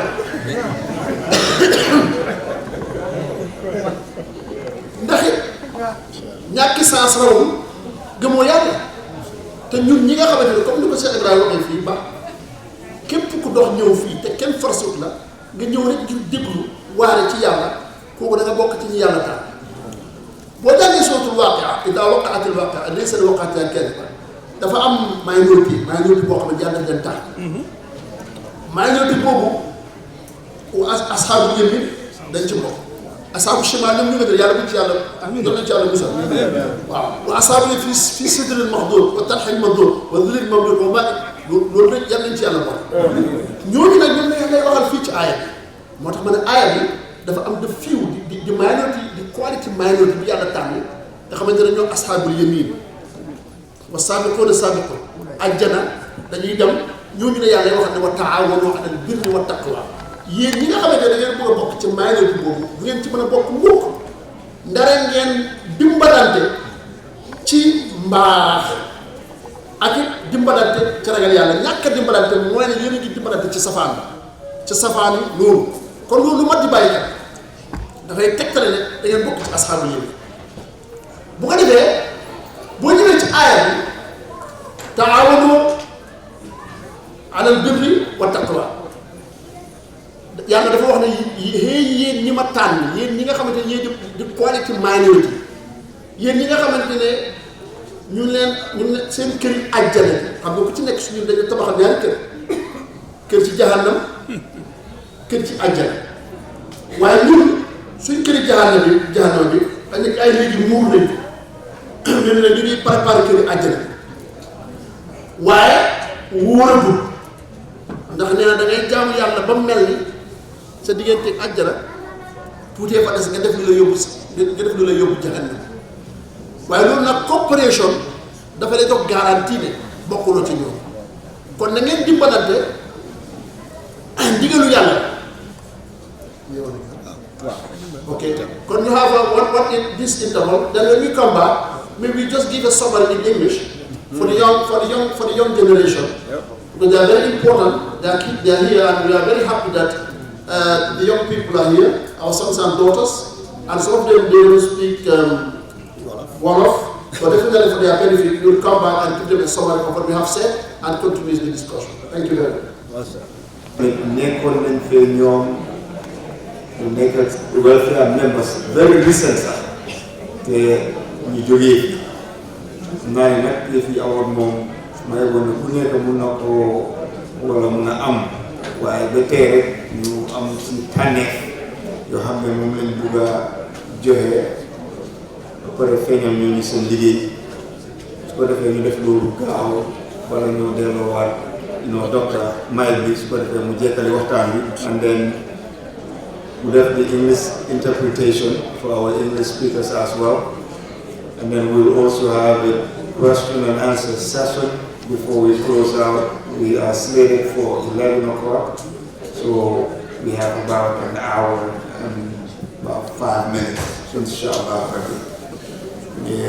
Masa wu ñëpp si coono toogaay bi waa jërëjëf ko defee imam ma o docteur Lamine Mbaye ko defee mu dimbale ñu si présentation bi ak niñ ko defee fii masha Allah ko certificat pour appréciation.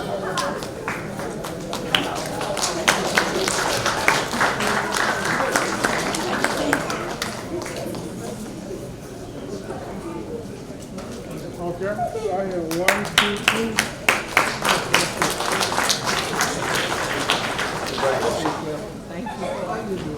Grenade appreciation bi ñu ngi wax suñu sëñ Saliou Diop sëñ Zar yi ñu ko jagleel daayira Xidmatul Xaadim ak seen liggéey bu rafet bi ñoo def si communauté bi macha allah ñu ngi gis beneen tamit suñu grand la Jola ñu ngi rafetlu teewaay bu baax a baax a baax moo grand ñu ngi laa bu baax macha allah jërëjëf comme nga dégg grand.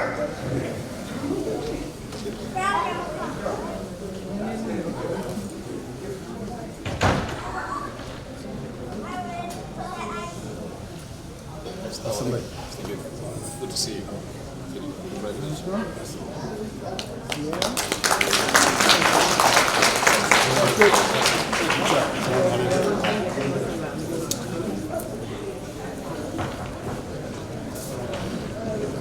Next certificate of appreciation given to the IFA to run your career. And personally, and to represent the society. Why you are programming and you very clear for the IFA. I'm a set of presentation. Wow.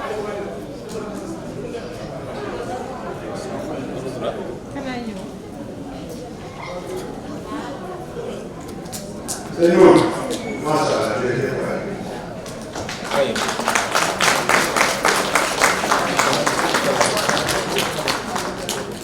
One, two, three. Thank you. Benefit certification we were to Daira and Saudi. We know some Nagaru, some woman in the community. Wow, now step out. Waka.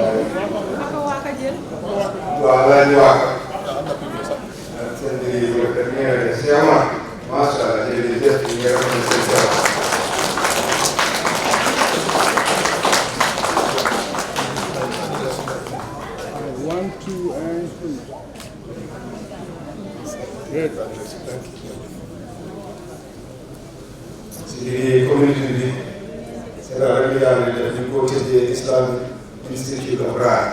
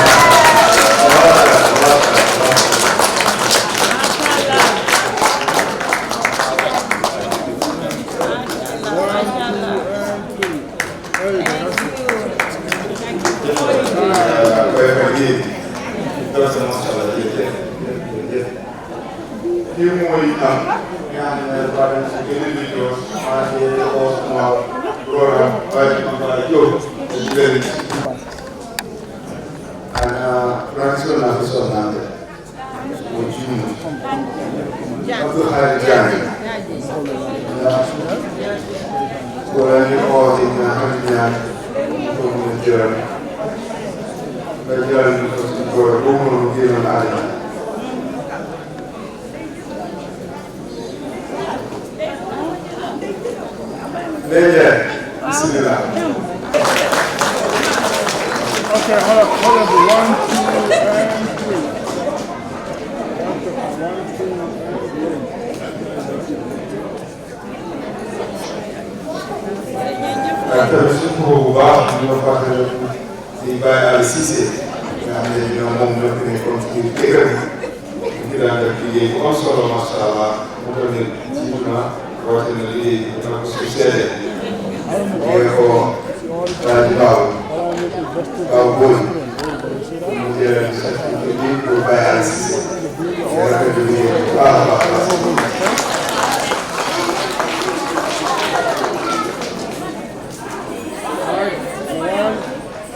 One, two, and three.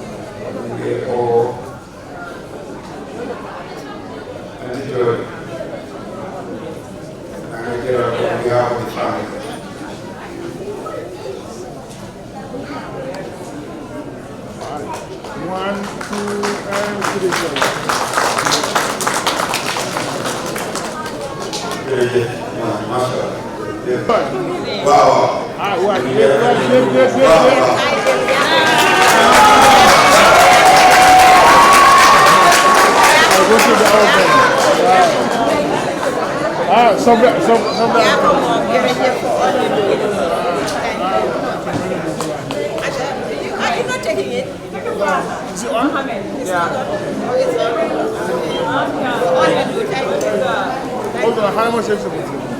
Okay. All right, hold on.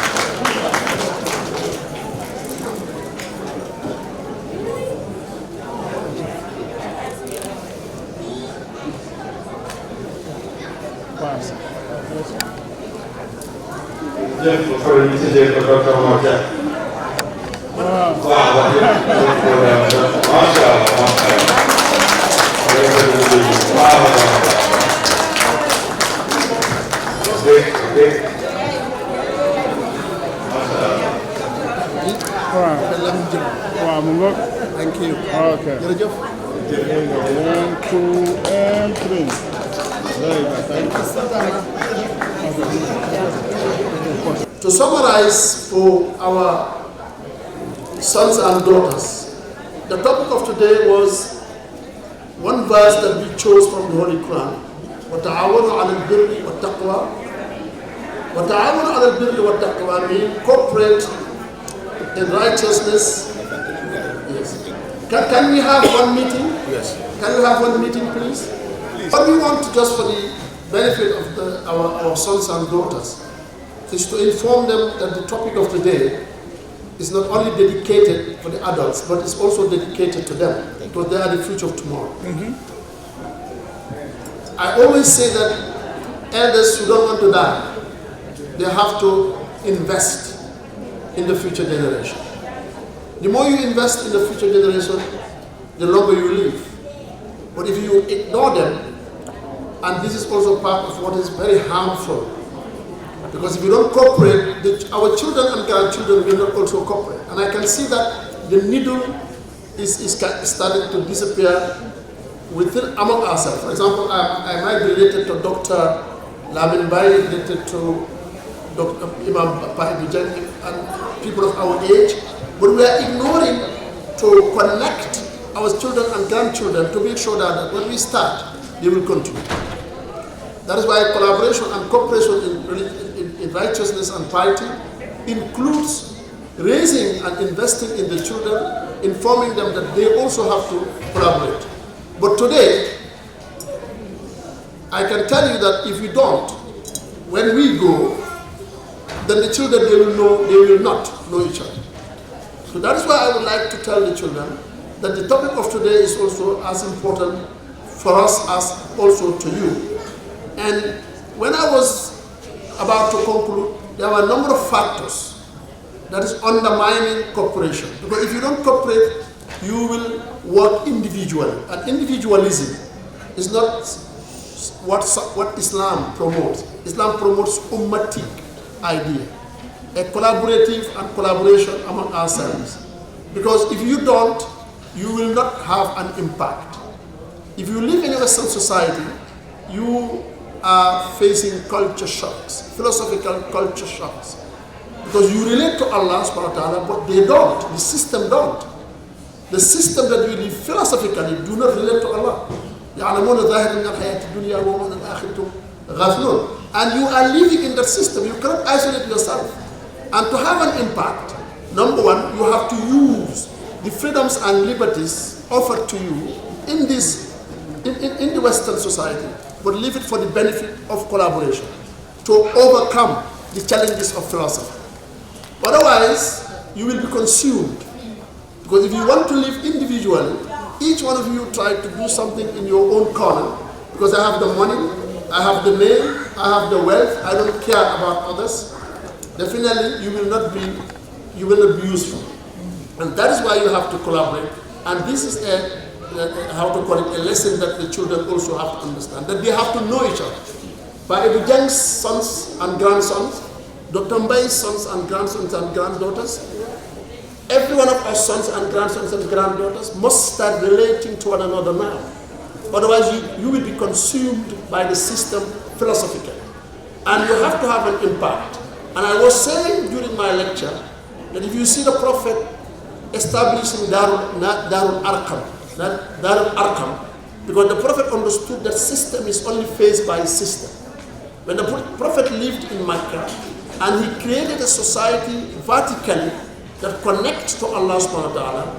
after 13 years, Allah told him that it's not enough only to connect to Allah. You have to spread what we call horizontal Islam. An Islam of selflessness, an Islam of sacrifice, an Islam of cooperation, an Islam of smiling to one another, an Islam, yes, unity. Why? Because if you think that you can do it alone, then you are making a big mistake. And this also children have to understand. But there are factors that I want to conclude with, factors that undermines cooperation. There is a misgiving about risk. Many people think that risk is just about money, cash. They think that luck or fortune, he is fortunate, he is very lucky. We only measure luck materialistically, which is very wrong. As much as many cars we drive, as much as a lot of money we have in the bank, but this is not a real risk. A real risk is something else. And sometimes we don't cooperate because we tend to hate each other or be kind of reserved to one another because of a number of issues. When I study with my friend and I am sharper, I'm clever, I'm more clever than him at school. Then when we finish school, immediately he gets a job and I don't get a job. I say, what is going on? So our misunderstanding of what is risk is part of what is undermining collaboration. I may say, why is he having this money and I don't have? And when we were young, I was smarter. How can I be smarter and he has more money? But smartness is also a fortune. It's also a luck. So when you measure luck materialistically, then you tend to kind of undervalue or overvalue. And overvaluing or undervaluing is one of the factors that will undermine collaboration. Sometimes I don't like you. I don't want to collaborate with you because I think I was smarter, but now you are richer. So why? Because they don't understand the divine distributive of justice. Because Allah does not distribute based on your measurement. Allah distributes based on what He wants. So jealousy undermines. Jealousy undermines. That is why jealousy undermines. The second thing is, the second thing to undermine it is that you have to understand that you cannot do it alone. Ibn Khaldun in his Muqaddimah book says that the food you eat needs many hands. For you to be a human being, at that level, refinement, because when you are a human, you are a nitla. Nit is about refinement. So, but to be refined, you need many hands. The food you eat, the clothes you wear needs many hands. So you need people. If you think that you are so perfect that you can isolate yourself without collaboration, you are making a grave mistake. That is why I think that's also another thing that undermines what we call collaboration. Thinking that you can do it alone, which you cannot do it alone. Thirdly, you have to first discover your strength. Because human beings, they have their weaknesses and their strengths. So in order to collaborate, you have first to discover your strength. That is strength that the other one doesn't have, then you take from what you have to give him. And this is what we call complementary dualism. Complementary dualism. But many people do not understand that you need one another. Your positive side is the negative side of that. And the positive side of that's why they what we call marriage. Marriage means nawla. Si jabar sa nawla. Because what you lack, she has. What she lacks, you have, and you complement each other. If you feel as a society that I compliment him, he compliments me, then you definitely collaborate. But once you don't see your strength, which you can provide for the other, and your weakness at the same time, that is also something that undermines what we call collaboration. So now, to conclude, because I have a lot of things to say, but of course the program today is very nice because what we say theoretically has been translated practically on the platform of realities. What Piety Jeng has done tonight is really wonderful. When you recognize the services and the sacrifices of others selflessly, you know, togetherness is more important than otherness. You know, in Islam we have togetherness because when we are together, we work together, we have an impact positively. When we don't work together, we are consumed, and when you go to Allah, you will not have any excuse. How can we, what I call methods of collaboration? Methods of collaboration are two types. Type one is verbal. Verbal, because number one, you have to talk to one another. Sometimes we lose a lot because we don't talk to one another. Communication. We have to communicate. And secondly, we have to avoid hearsay. Hearsay. Sometimes you hate each other and you don't even know each other. You don't even know each other. You listen to the third party, he say, he's a very bad guy. You don't even know him. Then you build on the hearsay. The next day you meet this guy, and he's the guy. He's a very bad man, or he's a very bad woman. So be very careful with the third party. Try to communicate. That's why I urge you, number one, to talk to one another. Secondly, smile to one another. Genuine smile can make hundreds of thousands of friends, more than even giving money. That's why the Prophet ﷺ said, "Ibtisama ala wajhi akhika sadaqa." I mean genuine smile, not smile like, fake smile. You know, fake smile. You know, somebody come and want to eat, you know, those smile. We don't like. We talk about genuine smile. You know, genuine smile can make millions of friends and can make a collaborative mechanism. So that's why this is another. Please, the third one is to chat, short chat. You know, in America and in the West, people have no time. Time is money. But at the same time, sacrifice 1 minute, 2 minutes to visit one another. Those visits can break the cycle. Because sometimes if you just wait for your right, as I used to say, try to do your obligations. When you do your duties and obligations, automatically the rights will be met automatically. But if you wait for your right, he also waits for his right, she waits for her right, everybody will wait. After 2 days, you start malaising. Okay. Because that is why it's better to fulfill your obligation. When you fulfill your obligation, rights will be met automatically. But when you focus on right, this is where now Tongo becomes. So when you have a neighbor, we say, okay, start assalamu alaikum. But he said, no, it's my right for him to say assalamu alaikum. Say, okay, it is my right for him to say assalamu alaikum. 1 day, 2nd day, 3rd day, no assalamu alaikum. Oh, that's my guy affair. Okay,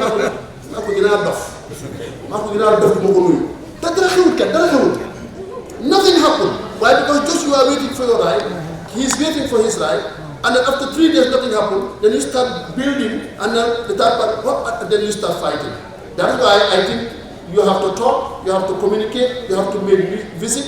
and also actual. These are actual. This is what we call a verbal, but the actual. The actual is that you have to financially support one another.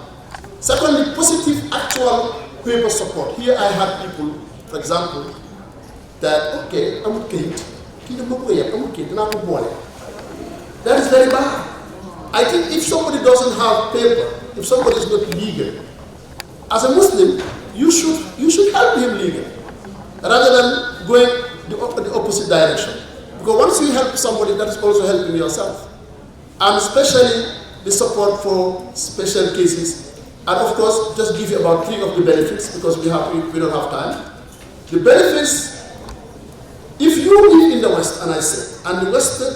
they have a system. They don't work individually. And you Muslims live in the West because it is where you are destined to live. I said it last year that the people sometimes think that it is the geological movement that is controlled by Allah, but the sociological movement is not. No. The way that Allah controls the geological movement, that today you come here and see a valley, the next day it is a rock, and then the geological movement, we know Allah controls. But most of the time we think that Allah doesn't control the sociological movement. No, Allah controls also the sociological movement. The fact that Dr. Mbai is in Houston is not his decision. The fact that you are here is not your decision. Allah created a long time ago that this is the way that you are going to live elsewhere. So living in America doesn't mean that you have to always think that, no, I'm a Gambian, I'm a Senegalese. Oh, okay, you are living in America, so you have to be useful in America first. Useful in America and acquire whatever is acquirable, and then help also people. That is why the sociological movement is also divine. When you have 4 children, the way they are prepared, their faculties, is not the same. Why? Because each is prepared for a particular place in the world. Allah is not interested in geography. We are the ones that are interested in geography. We are the ones who have these borders. This is America, this is Mexico, this is Gambia, this is Senegal. Then we now have very close-minded sometimes based on these borders. But Allah is not interested in the borders. When you die and you are wrapped and shrouded into that hole, will the angel ask you, are you a Gambian? They don't care. They will not ask you, are you a Senegalese or an American or a Gambian? They will only ask you your religion, your prophet, and your kitab. Okay. So wherever you stay, be useful. And that is why it is important that you are useful in America. So how can you be useful? To make sure now that if Islam has an impact in the same country, you have to collaborate. And that is why the benefit of collaboration is that you cannot do it alone. So the second one is it creates resourcefulness. There is a difference between having resources and being resourceful. You can have a lot of resources, but if you are not resourceful, those resources cannot be really useful. So if you don't cooperate, you can have a lot of resources, but you will not be. You can have a lot of resources, but you will not be resourceful. So collaboration also, the benefit of it is bringing resourcefulness. And there are a lot of other things. It creates identity in a foreign land. It makes adverse forces to think twice. Well, if you work together, any adverse force will say, you know, under you will allow. Africa, the problem because Africa, they are so divided. And of course, my sister, what you say, you can see that we have a lot of natural resources, a lot of human resources, but we are divided. So that's why we are useful. That's why collaboration will bring that. And the final thing is that you make a lot of du'as. Du'as are very important. Du'as. You make du'a for one another. Please. When you know that somebody is weak, and this is his weakness or her weakness, make sure that you support and also you make a lot of du'a. And finally, there is a harm of lack of collaboration. If you don't collaborate, you are divided. And finally, if you don't collaborate, also in terms of individualistic orientation, you are also raising your children on the same trend. For example, if I am alone, and then I don't want to talk to anybody, so children, they are very sensitive about it. So our children and our grandchildren and sons and daughters must be taught to like each other and to work with one another. If you don't, that will be very harmful. And these are all some of the things some of my thoughts that I wanted to share with you. I have a lot, but because of the way the presentation of today, which is very nice, because the practical aspect of sharing and caring with this recognition is something that I am very, very thrilled with. I am very impressed, and I thank you again for inviting me. Hoping to meet, inshallah, next time, and inshallah we'll open the question and answer session. Assalamu alaikum wa rahmatullahi wa barakatuh.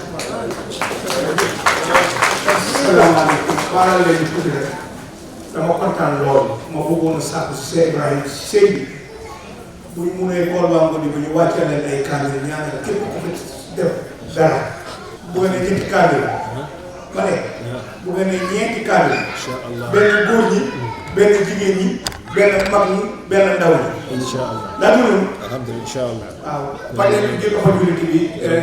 Babacar Jeng suñu brother Babou Jeng dañ ko def suba inshallah ak aji Mariam Touré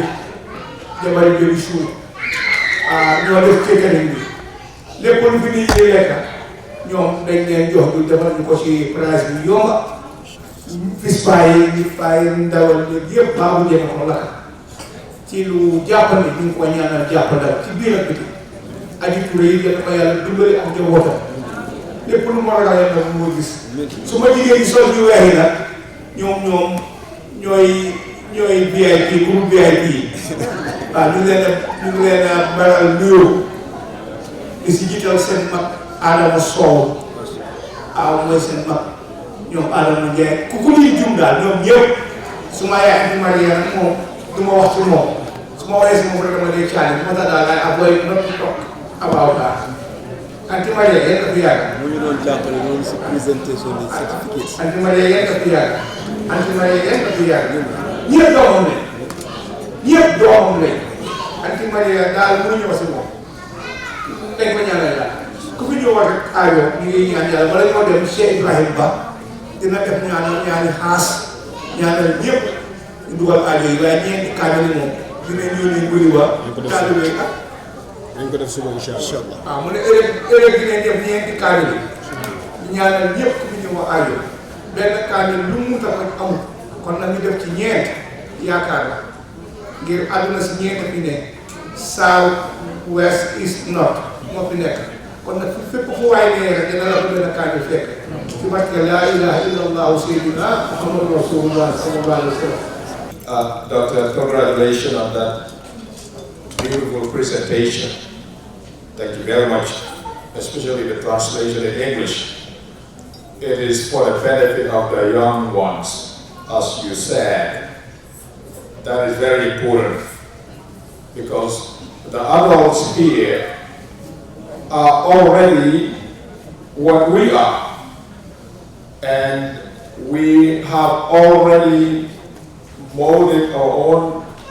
life path and are living our life wonderfully and successfully. Now, the greater challenge now is how do we, as you said,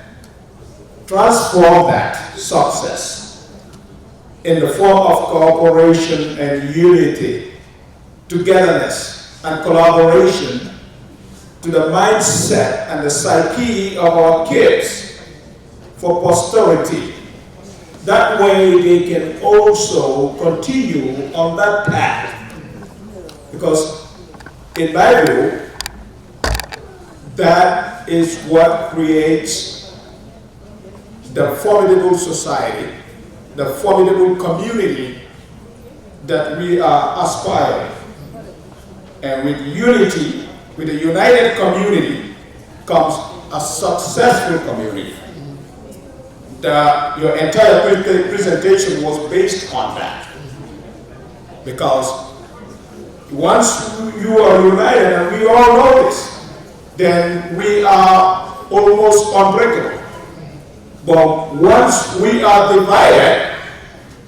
by adopting this concept of individualism, I am okay, I have a great job, I have a beautiful house, I have a wonderful and a nice car, so therefore I don't need the community. I can isolate myself and still have a wonderful life, not realizing that that is actually a wrong strategy. It's not an Islamic strategy, and you mentioned it. It's not an Islamic strategy, and it's not a community strategy, because sooner or later, you're going to need people. Because what I always say is that even in our best moments, as people, as individuals, in our best moments, and what is that moment? the moment where, like I said, everything is good. Wonderful job, beautiful house, nice car, great health. So you don't need anybody at that point. But even at that moment of wonders, right? If you cook your food, you're going to need people to eat it. If you have some wealth, you're going to need to share that wealth with others. So even in our best moments, we need each other. Much more in our worst moments, when we are ill, right? When we are sad, when we have a lost one, for example, when we need people around us, so that we can lean on them. So my question is, and I'm sure you already realize that this is more of a statement than a question. my question is, what is the parental responsibility and the community responsibility, right? Or even strategies, so that to make sure that that translation to our children is done successfully. Thank you. Thank you very much. The question of scholars is always difficult. My lecture in Dallas touches on definitely parenting and reverse parenting. Parenting and reverse parenting. And the key here is to understand that you have responsibility of filling the generation gap. The most dangerous thing that we are now inheriting, what we call generation gap. When the robe you receive from your father, from your grandfather, your father received from his grandfather, you receive from your father, you don't connect to your son. And this creates what we call generation gap. And the generation gap will create disintegration of families. And when families are disintegrated, there's no societal success at all. So that is why the responsibility is to make sure now that that role you receive from your father is also given to the children. But it's an art, it's an art. It talks about parenting, the art of parenting. And the art of parenting requires you to be educated by educating them.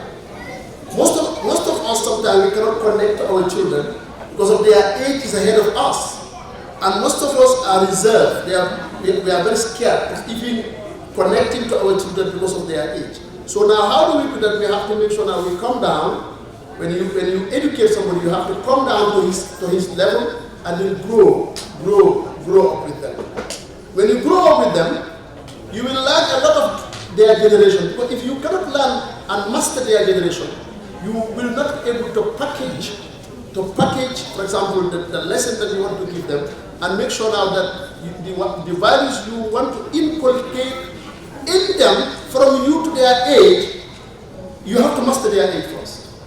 Because children sometimes, if you don't do that, they will also think that you are how to call it? Outdated. You are outdated, you are obsolete.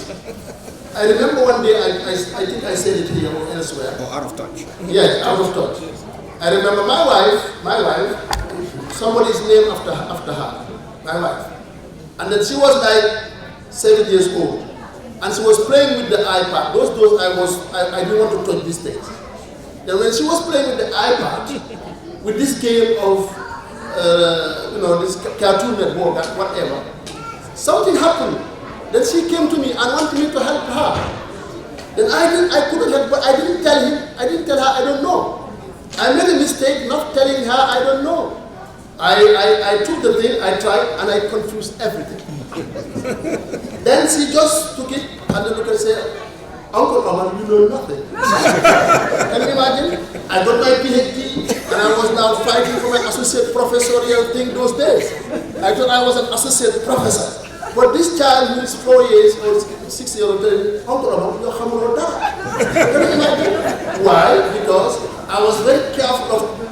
touching base. I was very careful of coming down to their age and grow with them. So you have to make that act of coming down to their age and be able to inculcate the values of togetherness. Then they will listen to you. Because children have to, that is why the generation gap is very dangerous. And how do you inculcate your values of when you take from your grandparents, but also you have to do it according to their age.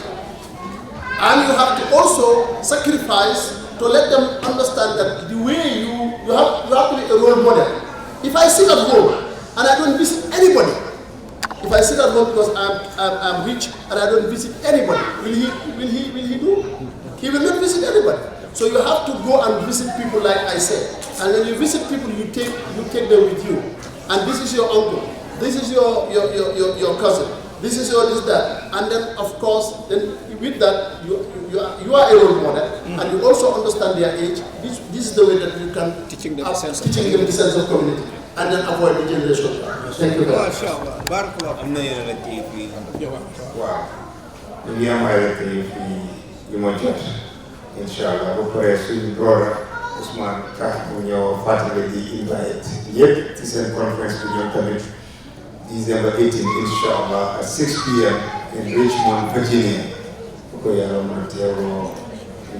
seen topic bi is the ideals of cooperation in righteousness and piety with special reference to the role of education. So what if first question be how do you buy a house in America in the Islamic way? Well, the next question, what does Islam say about organ donor? The reason why I was talking about a system, if you are consumed in an interest-loaded system, it's very difficult to escape, because you are in a system. The Western little joke, they create a system, and you will be consumed in the system. So, in Islam, it's very clear. Any transaction that involves interest, when you give a loan and then you put money on that loan, that is not acceptable. So, but we say in jurisprudence that al-hukmu ala sayyi far'un an tasawwur, meaning to judge, to deliver a judgment on a case, you have to know the facts of that particular case. If you want to involve in buying land or a house in the United States, would that involve interest? Yeah. Would it involve interest? Yes. Then you have to understand that interest is not acceptable. Now, can you escape it? That's another thing. Can you escape the system? And you can't escape the system until you replace it with a system. Suppose now Muslims in this country, they were able to come together and finance themselves, fund themselves Islamically. If you cannot do that, you cannot escape the system. Okay, some people ask you, okay, I want to have a mortgage, I want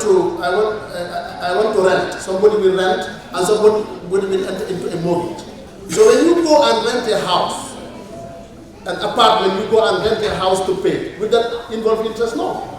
Will that? No. That will not involve interest. Now when you go and buy a house, will that involve interest? Yes. Why do you buy the house then? Why don't you rent? Because it's cheaper. Because it's cheaper. Which is cheaper? To buy a house. Okay, now you have a choice to rent. Because you are in a system, and the system can only be replaced by a system that you have to make yourself. So you can't have an excuse to go to Allah, okay, why do you take it? The system will come in. The only thing you can do now, of course, is to involve in that and astaghfirullah. You know what I mean? So since you can't escape that system, and this is cheaper, and if you rent a house, no involved for interest, but you can't keep renting. Because if you keep renting, also the same thing will happen. That's why you have to have a mortgage that will involve interest. But you can't escape also that interest because you are fighting a system with individualism. What do you do?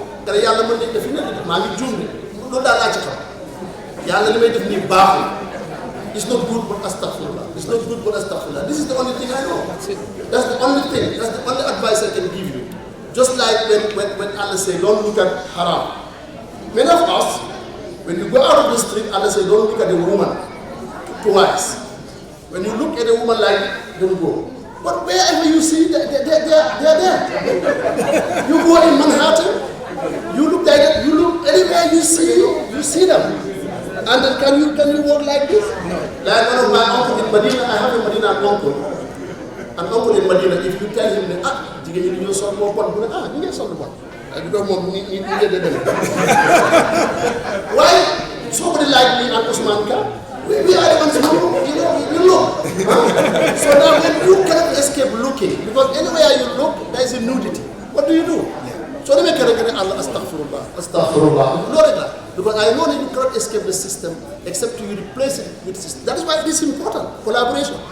If Muslims were really serious,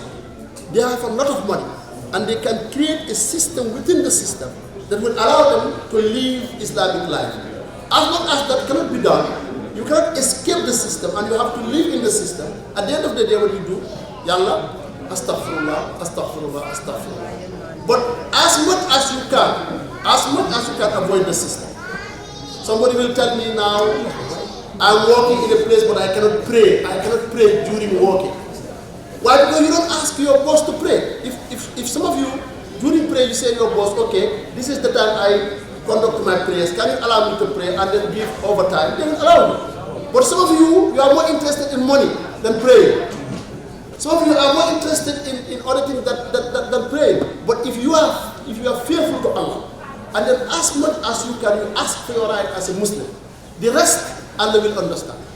But the moment you give into the system totally, Allah will definitely not give to you. That is why whatever you do must be done under necessity. Because they say that necessity creates exceptions. But necessity is also bound by its limit. You can't just give up yourself and then saying I'm in a system. No, you have to resist that system as much as you can. And now the rest that you cannot resist, that Allah will understand. You understand my point? That's the only chance I give. The other one is about organ plantation. Organ donors fall within what we call the fiqh nawazil, meaning the new things. And it is allowed. Organ donation is allowed, but not organ selling. Organ selling is not allowed. Organ donation to save the life of another human being is also allowed. Blood donation to save the life is allowed. Organ donation to save the life is allowed because you are saving the life. But on condition that saving that life is not leading to create, killing you. For example, suppose now you have 2 kidneys and now you give 1 kidney to someone. Of course you are saving one life. But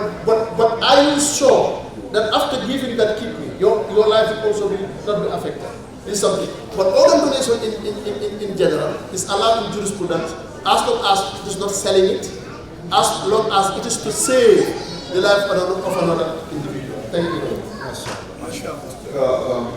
Dr. Jaya, to follow up on that question quickly, organ donation.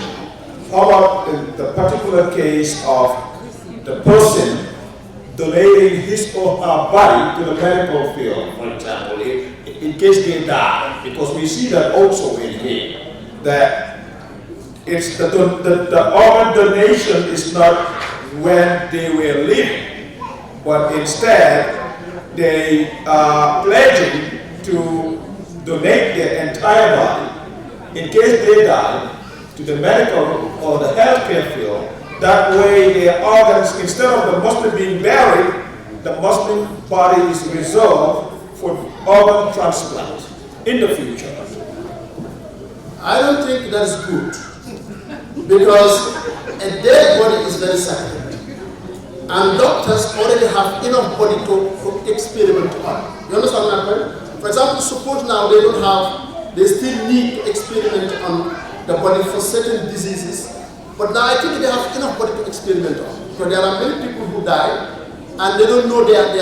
whatever. So, but for you to give your life, like if I die, I will give my body to doctors, I will not encourage that. Why? Because the human body is so sacred after death. And human body, you know the ruh, the soul, is so connected to the body that even Allah SWT is telling us, as soon as he or she dies, please bury it. Why? Because even waiting for 1 week, 2 days, 3 days is not acceptable in Islam. Why? Because the ruh, once it is out, it is waiting. You know when they bury you, the ruh is coming back. That ruh that goes is coming back, and then the angel will come and ask you questions. Yes. When somebody dies, the angel will take the ruh, and then you remain motionless. They should go fast. Why? Because you are either going to Al-Jannah and you are in a hurry for them to leave you, or you are going to hell, and let's say that when he's going to hell, then try to get rid of him. And when he's going to Jannah, you take him 3 hours, he's very angry with you. That is why, and let's say when he died, as soon as possible, the ruh is waiting now. You wash, you shroud, you put in the grave, the ruh will come back. Have to be reunited. Yeah, reunited. They reunited, and then they ask me this important question. 3 questions in your grave. In fact, you will hear people going back. When they put you in the grave, you will hear them going back. And if you try to go, they say, no, you are not going today. You are not going today. So the ruh is waiting anxiously. That is why if the ruh now wait for 3 hours, like what they do with Sister Elizabeth. You know Elizabeth? Sister Elizabeth. She died at, Queen Elizabeth for 7 days. So the ruh will say, oh my God, where is she? Things like that. That is why definitely it's not encouraging at all. It's not advisable to give your total body for medical experimentation until and unless that's the only body they can experiment for certain benefits of others. But I think the doctors have more bodies to experiment than so try to be my body. I will not give to doctors definitely. Me, when I die, then you can sue. What are the 3 questions that you will ask? I must say that it is good to know that Queen Elizabeth is your sister. Now people will know who to come to if they want to get something from the royal family. You know why do I call her sister? Because the priest, the bishop, that buried her when she died, and it was very touching. I think it is a present for us. Something that will teach you that this war is insignificant. Because a lady who led for 70 years, ruling for 70 years before I was born, and so powerful that when even coughing, doctors will come. If it was only about money and fame, and then she will never die. So when she died, I realized that moment when the bishop said, can you relinquish her from all symbols of power? Can you imagine? She was there saying, every symbol of power, take it out. When she was going to say, Sister Elizabeth, for Sister Elizabeth to get rest. She never said queen. Collapse, that's why it was sister. Now, final question.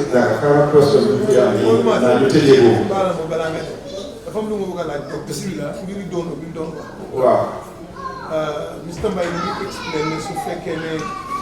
daf ko bëgg a jox baral ma baral wala am su fekkee ne donation bi moo def pour expérimenter pour dimbale ñu feebar etse nit koo xam ne dafa ne man su ma dee li baax ci suma yaram bi jox leen ko ñu ko soxla te dunda not experiment comme ni nga ko tontoo ndax islam dina nangu boobu this time am na ñoo xam ne ñu ngi feebar ñu ngi xaar kidney wala ñu ngi xaar leneen mu am koo xam ne daf ko def ci driver's license am ne man su ma dee balaa ñu ma suul nañ seet comme ni ko ñeneen des fois di defee ak other people li baax ci suma yaram bi gannaaw suuf see ko lekk ñu seefee ko keneen kuy dunda ci kaw suuf pour save life da islam bi dana ko Yes, because that involves organ donation. It's part of organ donation. Because the question is about the whole body being given. The whole body being given, I think it's not something advisable. But the organ donation, like a heart, like a kidney, it falls under that. As long as they will give it to him free, it will be accepted. Mashallah, I'm not you let the question use for the good enough for time we need to have Nakimo Bugata and Yara, fit. Muret is 2 wives around in the West, especially America. Nila Collectors. Wow. So, there is 2 wives around in the West.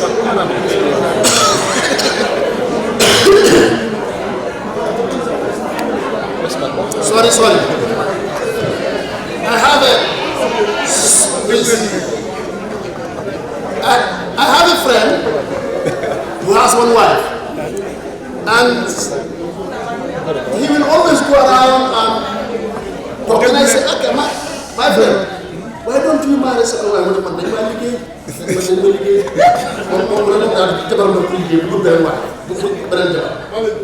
Anyway, marrying second and third is not an obligation. So I'm sa angle swallow.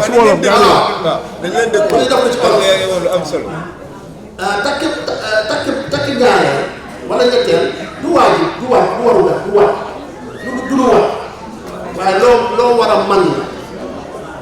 jafe na nag ndax yaa def ci teg condition yu grave yoo xamante ne ñun ñi koy def ñun ñi takki ñaar wala ñett maa ngi lay gëñal buñ dee téeméer li ma yaakaar mooy juróom-ñaar fukki ñëpp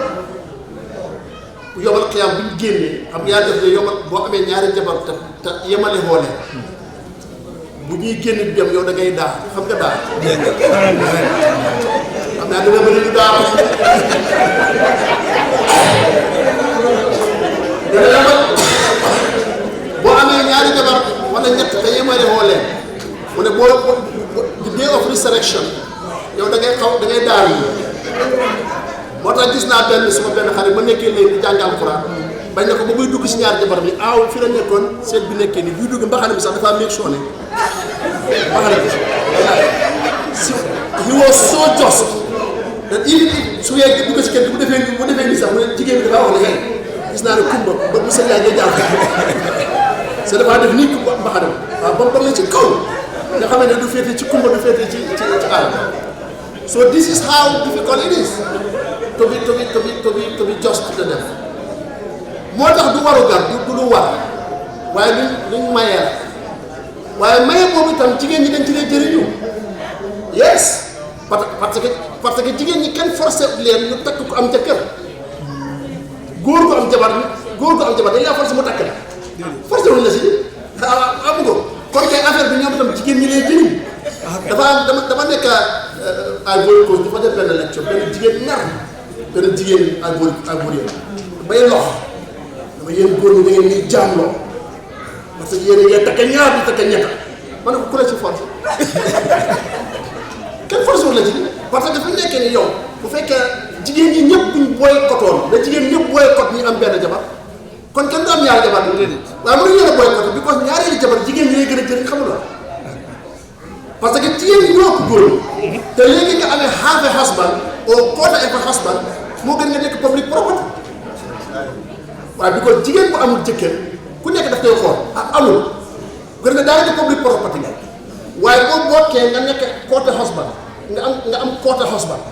wala nga am half husband dafa ne la moo gën public property nga nekk public property because boo nekkee quarter husband nga am quarter husband nga bokkee yeneen ñetta mun nga faa am doom boo xamante ne doom lay nekk waaye boo amul jëkkër ba abadan moo tax nag ñu daganal ñaareel waaye dañ ca teg condition yu garaaw yoo xamante ne góor ñi ko man taxul leen a bari waaye nag jigéen ñi itam ñooy ñëw bugg a ñaareel wala ñetteel parce que ñoom ñëpp ñu boycottoon jigéen ñi ñëpp nañ boycott ñu am jabar kon benn góor bu am jabar du am ñaareel waaye ñaareel ak ñetteel jigéen ñoo si jëriñ bu ko defee ma ñëw ci sa laaj bi West moom dañ ko xaraam boo ñëwee France nga takk ñaareel ku yow criminal waaye nag boo njaaloo du criminal xam nga moo dama dee waa dama amoon sama benn xarit algérien la ñu yóbbu ko koor dafa takkoon ñaareel ñu yóbbu ko koor ba mu taxawee ci dog bi dina ko yow criminal bi nga nekk nga takk ñaareel mu ne ku leen wax dama takk ñaareel dina ko kii mu ne ko mu ne suma girlfriend la ñu ko demal kan yi waaj yes waaw bi suma girlfriend dugg suma jabar boo takkee jabar nga nekk criminal waaye boo njaaloo du nekk criminal xam nga loolu dafa straight waaye because système yi aaye ñaari jabar yëpp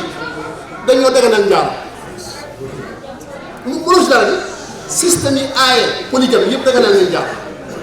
waaye because jigéen ñi nga xamante ne amuñu te bëgg nañ jëkkër soo ñoom dafa mel ni boo defee ñoom itam système bi di la wax ne da nga njaalo waaye islam mi nga xamante lu tax mu daganal ñaari jabar dafa tere njaalo ba nga xamante ne boo ko dañ la war a bay waaye système yi aaye ñaari jabar daganal nañ njaalo soo yuy bu ko defee nga cuus soo ci west bi ñoom bëgguñ nga am ñaari jabar waaye feneen fa nga xamante ne islam la ñoom dafa ne daganal nañ ko léegi nag boo ñëwee ci west bi am na ñoo xam ne dañoo takk fii bay dañoo takk fa di bàyyi ko léegi di cooli bëri lool wala nga takk fii ñaar ndox ñu understand each other dégg nga wala nga takk fa la ñaar bàyyi leen fa lu ci mën a xew waaye boo fi takkee moom nga takk keneen dafa ñaa ñëw seet ñoom dañ koy xaraamal waaye yàlla nag xaraamal yàlla mu xaraamal waaye ñoom ñoo koy xaraamal loolu seen système macha allah jërëjëf barakallahu bu ko tontu lu leer na waaw bu ko def ma jaar si kaw sama bopp man la teew ma nekk sama jabar yi leen ko moo ko laajte man nañ ma seet la teg maa la ko laajte waaye sama la la waaye di ñaan yàlla ni yàlla di ko teewee amiin yaa rabbal képp ku fi ñëw rek ak aajo boo fi ñëwee yal na yàlla faj aajo yi amiin amiin na ñëpp wér te wér le ñu ngay ñaanal yëpp ñu ko imam ñu ko wax ne jotaay bi taaru na macha allah suñ jigéen yu baax yi ak seen asoon bi soxna Aji Fatou Jeng Guèye macha allah ñu ne Guèye Jeng mu ne ko taxawaay bi rafet na ak ñi nga àndal yëpp ak suñ ma éwole ñëpp suñu anti lañ suñu ay sisters suñu ay yaay suñu ay rakk suñu brothers suñu oncle yi ñëpp mu leen leen a tudd ku nekk sa tur ak sa sant waaye ba tey rek ñu tënk yëpp su ko defee ñu jox sëriñ bi macha allah mu ñaan imam waaw su ko defee ñu jox sëriñ Seex mu ñaan tey jotaay bi ñaanal docteur ak programme yi nga xam ne moom la war a doxal fii yëpp si réew mi national si yal na ko yàlla oyofal yal na si yàlla def ndam nga sant di la gërëm di rafetlu teewaay bi saa yu nekk rek bismillahi asalaamaaleykum wa rahmatullahi wa barakatu waaye imam Modou Ba itam ñu ngi koy jox ngërmaane taxawaayam rafet na conference yu ma jot a fekkee fii ci Raleigh nii la ko dee coordinaté nii la ko dee conducté and then every time mashallah it is seamless loolu ñu gërëm ko ci moom kanam ngay gërëmaate nag waaye loolu lu tax ñu fàtte ko moom jazakallahu xayran liggéey rafet na as usual yal na yàlla bindal la tiyaaba taxaw bi rafet na te gis nañ ko yal na yàlla fay bi xormati sayyidina Muhammad sallallahu alayhi wa sallam ni ma taxawoo rafet loolu laa wax jërëjëf dama koy yemale foofu baax na jërëjëf pour jujjal waaye moom xam na bu baax lu ma wax taxaw bi rafet na ci imam te gis nañ ko waaw waaye gars yi matal nañ ko ak all angles macha allah waaw macha allah yal na yàlla bindal ma tiyaaba yal na yàlla fay na bi xormati sayyidina Muhammad sallallahu alayhi wa sallam macha allah alhamdulilah man de damay jokk ci ndaw si la leen rek parce que nag xaaj Maodo Malick mënu ko ñàkk gërëm ndax ñëw naa fi fekk boobu soxna si nekk fi moom kese moo defoon moo doon xëy bi tàngal ndékki may ndékki lekk naa soos bi mu tàngal bi ba soos xam ko ne toog rek indi sax ba sànni soos bi tàngal nga ñëwaat fekk ko ci kër gu yem ba yàlla def démb moo jël si aéroport mais pas seulement ça mais également jënd na billet ñëw ba fekk mu fa ma dëkk sama biir nekk ca Sénégal yi kaf mu wëri ba fanaan ak man teew suñu gàmm àgg naa moom fa sori wolof nag mu ne wax ji yegg dof ma ko moom te dama ko def maa ngi gërëm beneen yoon lu welfare bi welfare team bi yëpp docteur man charia wala qanun laa jàng charia and law loolu laa jàng Soudan li muy jàng man dama ne woon électron docteur lii loo bind la bu paree ñu tasaare ko ndax temps bi ak point yi mu doon wax yàlla moo tax may wax je parle objectivement et sincèrement lii jaroon na ñu def ko ci téere bu ndaw fexe àdduna bi yëpp jot ci parce que li mu doon wax mooy problème mu àdduna tey donc jërëjëf techniquement tactiquement def nga li nga war a def nit dina am xam waaye bu joxee ni ma ko waxoon ci njëlbeen loolu lépp dara te yàlla mu la dal waaye boo nekkee ci environnement bu sain di ngay conducive environnement fi naan loolu lañ koy waxee loo wax mu jub baax welfare team bi dafa am solo Sénégal laa dëkk Sénégal benn ci réew yi gën a bëri coono réew yi gën a bëri dañ Gambien dafa may toll mu ne ma te ngaa dem wuti identité Gambien ma ne ko lu tax mu ne parce que ñi yore identité Sénégal yow ma xeex gars yi dañ leen di ber dañ toppatoo ñëpp ma ne ko même chinois yi ñu ma waaw dañu toppatoo ñëpp rek ba pare loolu ñëw Sénégal yi lu am solo la docteur Lamine li mu doon wax man dama fàttaliku xam naa Italie wala Spain maa ngi soxla dara comme ni ñu ko soxlee nit ñi rek benn tubaab ñëw ne ma jógal taxaw ma taxaw mu ne ma yëkkati sa loxo ma yëkkati sama garam boobu mu ne ma yow xanaa amoon ay bokk ma ne ma ok pourquoi mu ne ma xanaa amoon ay xarit ma ne ko jamais am na ay xarit mu ne ma ne ko lu tax mu ne ma mënoo bi ci kaw mënoo ko daal bi jox ko ñaar yow bi ci biir rek mais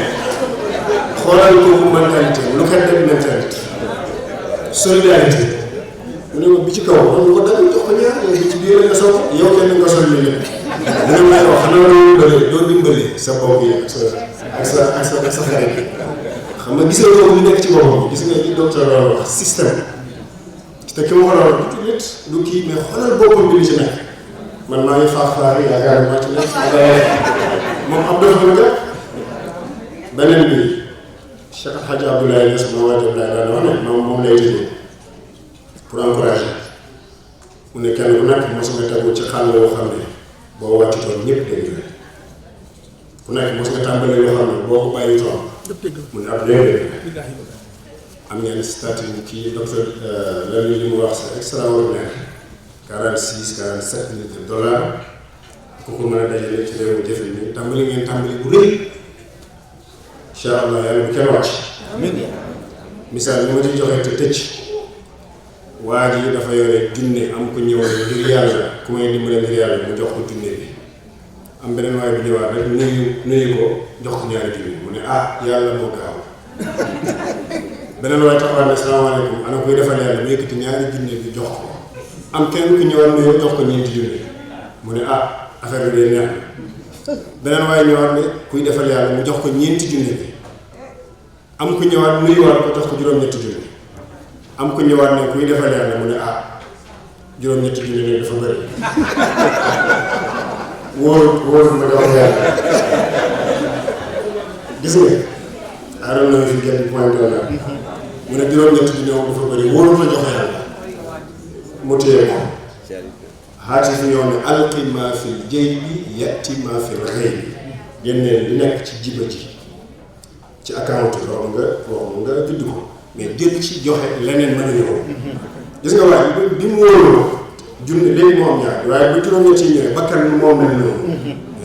juróom-ñetti junne mu wóoru ci yàlla fu ma ko joxee wóoru kay joxaat na dara ba jar a bàyyi xel beneen bi mooy bu ñuy joxee liggéey bi ñi ko yore maanaam ñi yore administration bi tànk ak bët ak gémmiñ ak loxo dañoo dajee benn bis ne ñun xanaa biir moo ñu moom tànk ne man maay dox bu bëgg dee loxo ne man maay dagg boo bëgg dee bët ne man maay xool bu bëgg dee bopp ne man maay yore yu diis yëpp waaye bu ñu paree ñun ñëpp rek biir moom ne gogg-goggaaral foog toog jël lépp ñëw ko ci biiram moom toog ñu ne léegi luy neexee ñu ne nañ gërëm tànk ne man dootuma dem bët ne dootuma xool làmmiñ ne dootuma wax loxo ne du ma yëkkati bopp ne dootuma yem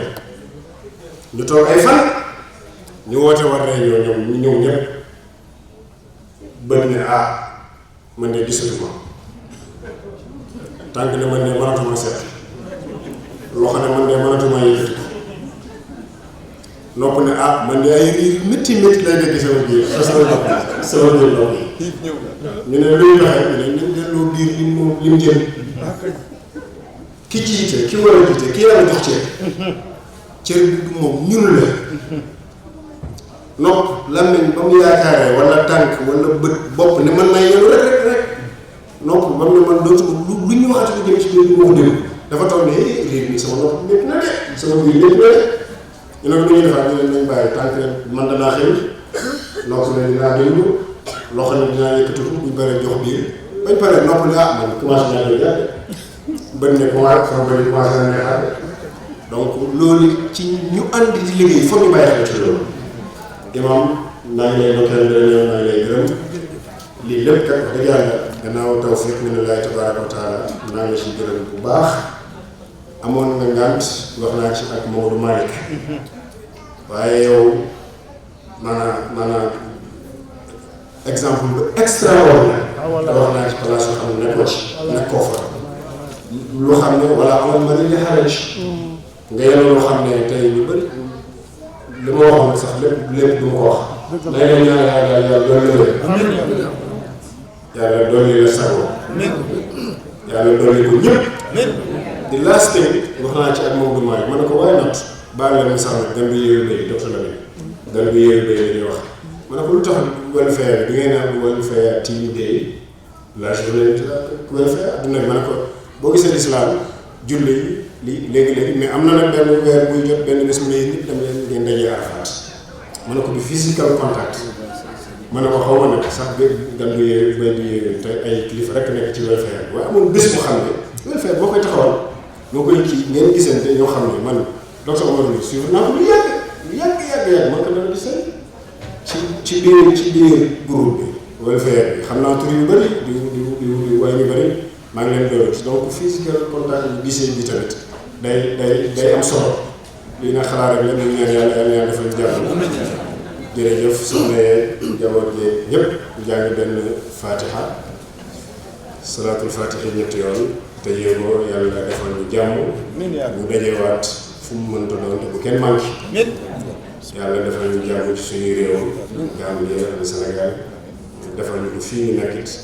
am jafe-jafe kayit yàlla yombal ko sëy yi yàlla jàppal ko te barkeel ko doom yi yàlla teg leen ci saraatal mustaqim ay wërsëg yi yàlla yombal ko yaatal ko gaawal ko lewal ko te man dem ngir laay faj ay xarit yëpp daal affaire xaalis moom da ngaa jaar si digg waaw yàlla may ay milliards milliards xam nga wërsëg bu gaaw bu yaatu bu yomb bu lew mu ëpp doole sax nga ne ay milliards yàlla ñaar defal loolu auzu billahi mina shaytaani rajim bismillahi rahmaani rahim alhamdulillahi rabbil alamin arrahmaani rahim maliki yawmi ddin iyyaka na'budu wa iyyaka nasta'in ihdinas siratal mustaqim siratal ladzina an'amta alayhim ghayril maghdubi alayhim waladdallin amin اللهم صل على سيدنا محمد الفاتح لما أغلق والخاتم لما سبق الناس بالحق بالحق والهادي إلى صراطك المستقيم وعلى آله قدر المقدار العظيم اللهم صل على سيدنا محمد الفاتح لما أغلق والخاتم لما سبق الناس بالحق بالحق والهادي إلى صراطك المستقيم وعلى آله قدر المقدار العظيم اللهم وفقنا بأننا السيئات وتحفظنا بها إنك أعظم الرجال وبلغنا بها أحسن الآيات من جميع الخيرات في الحياة وبعد الموت رب العزة عما يصفون وسلام على المرسلين والحمد لله رب العالمين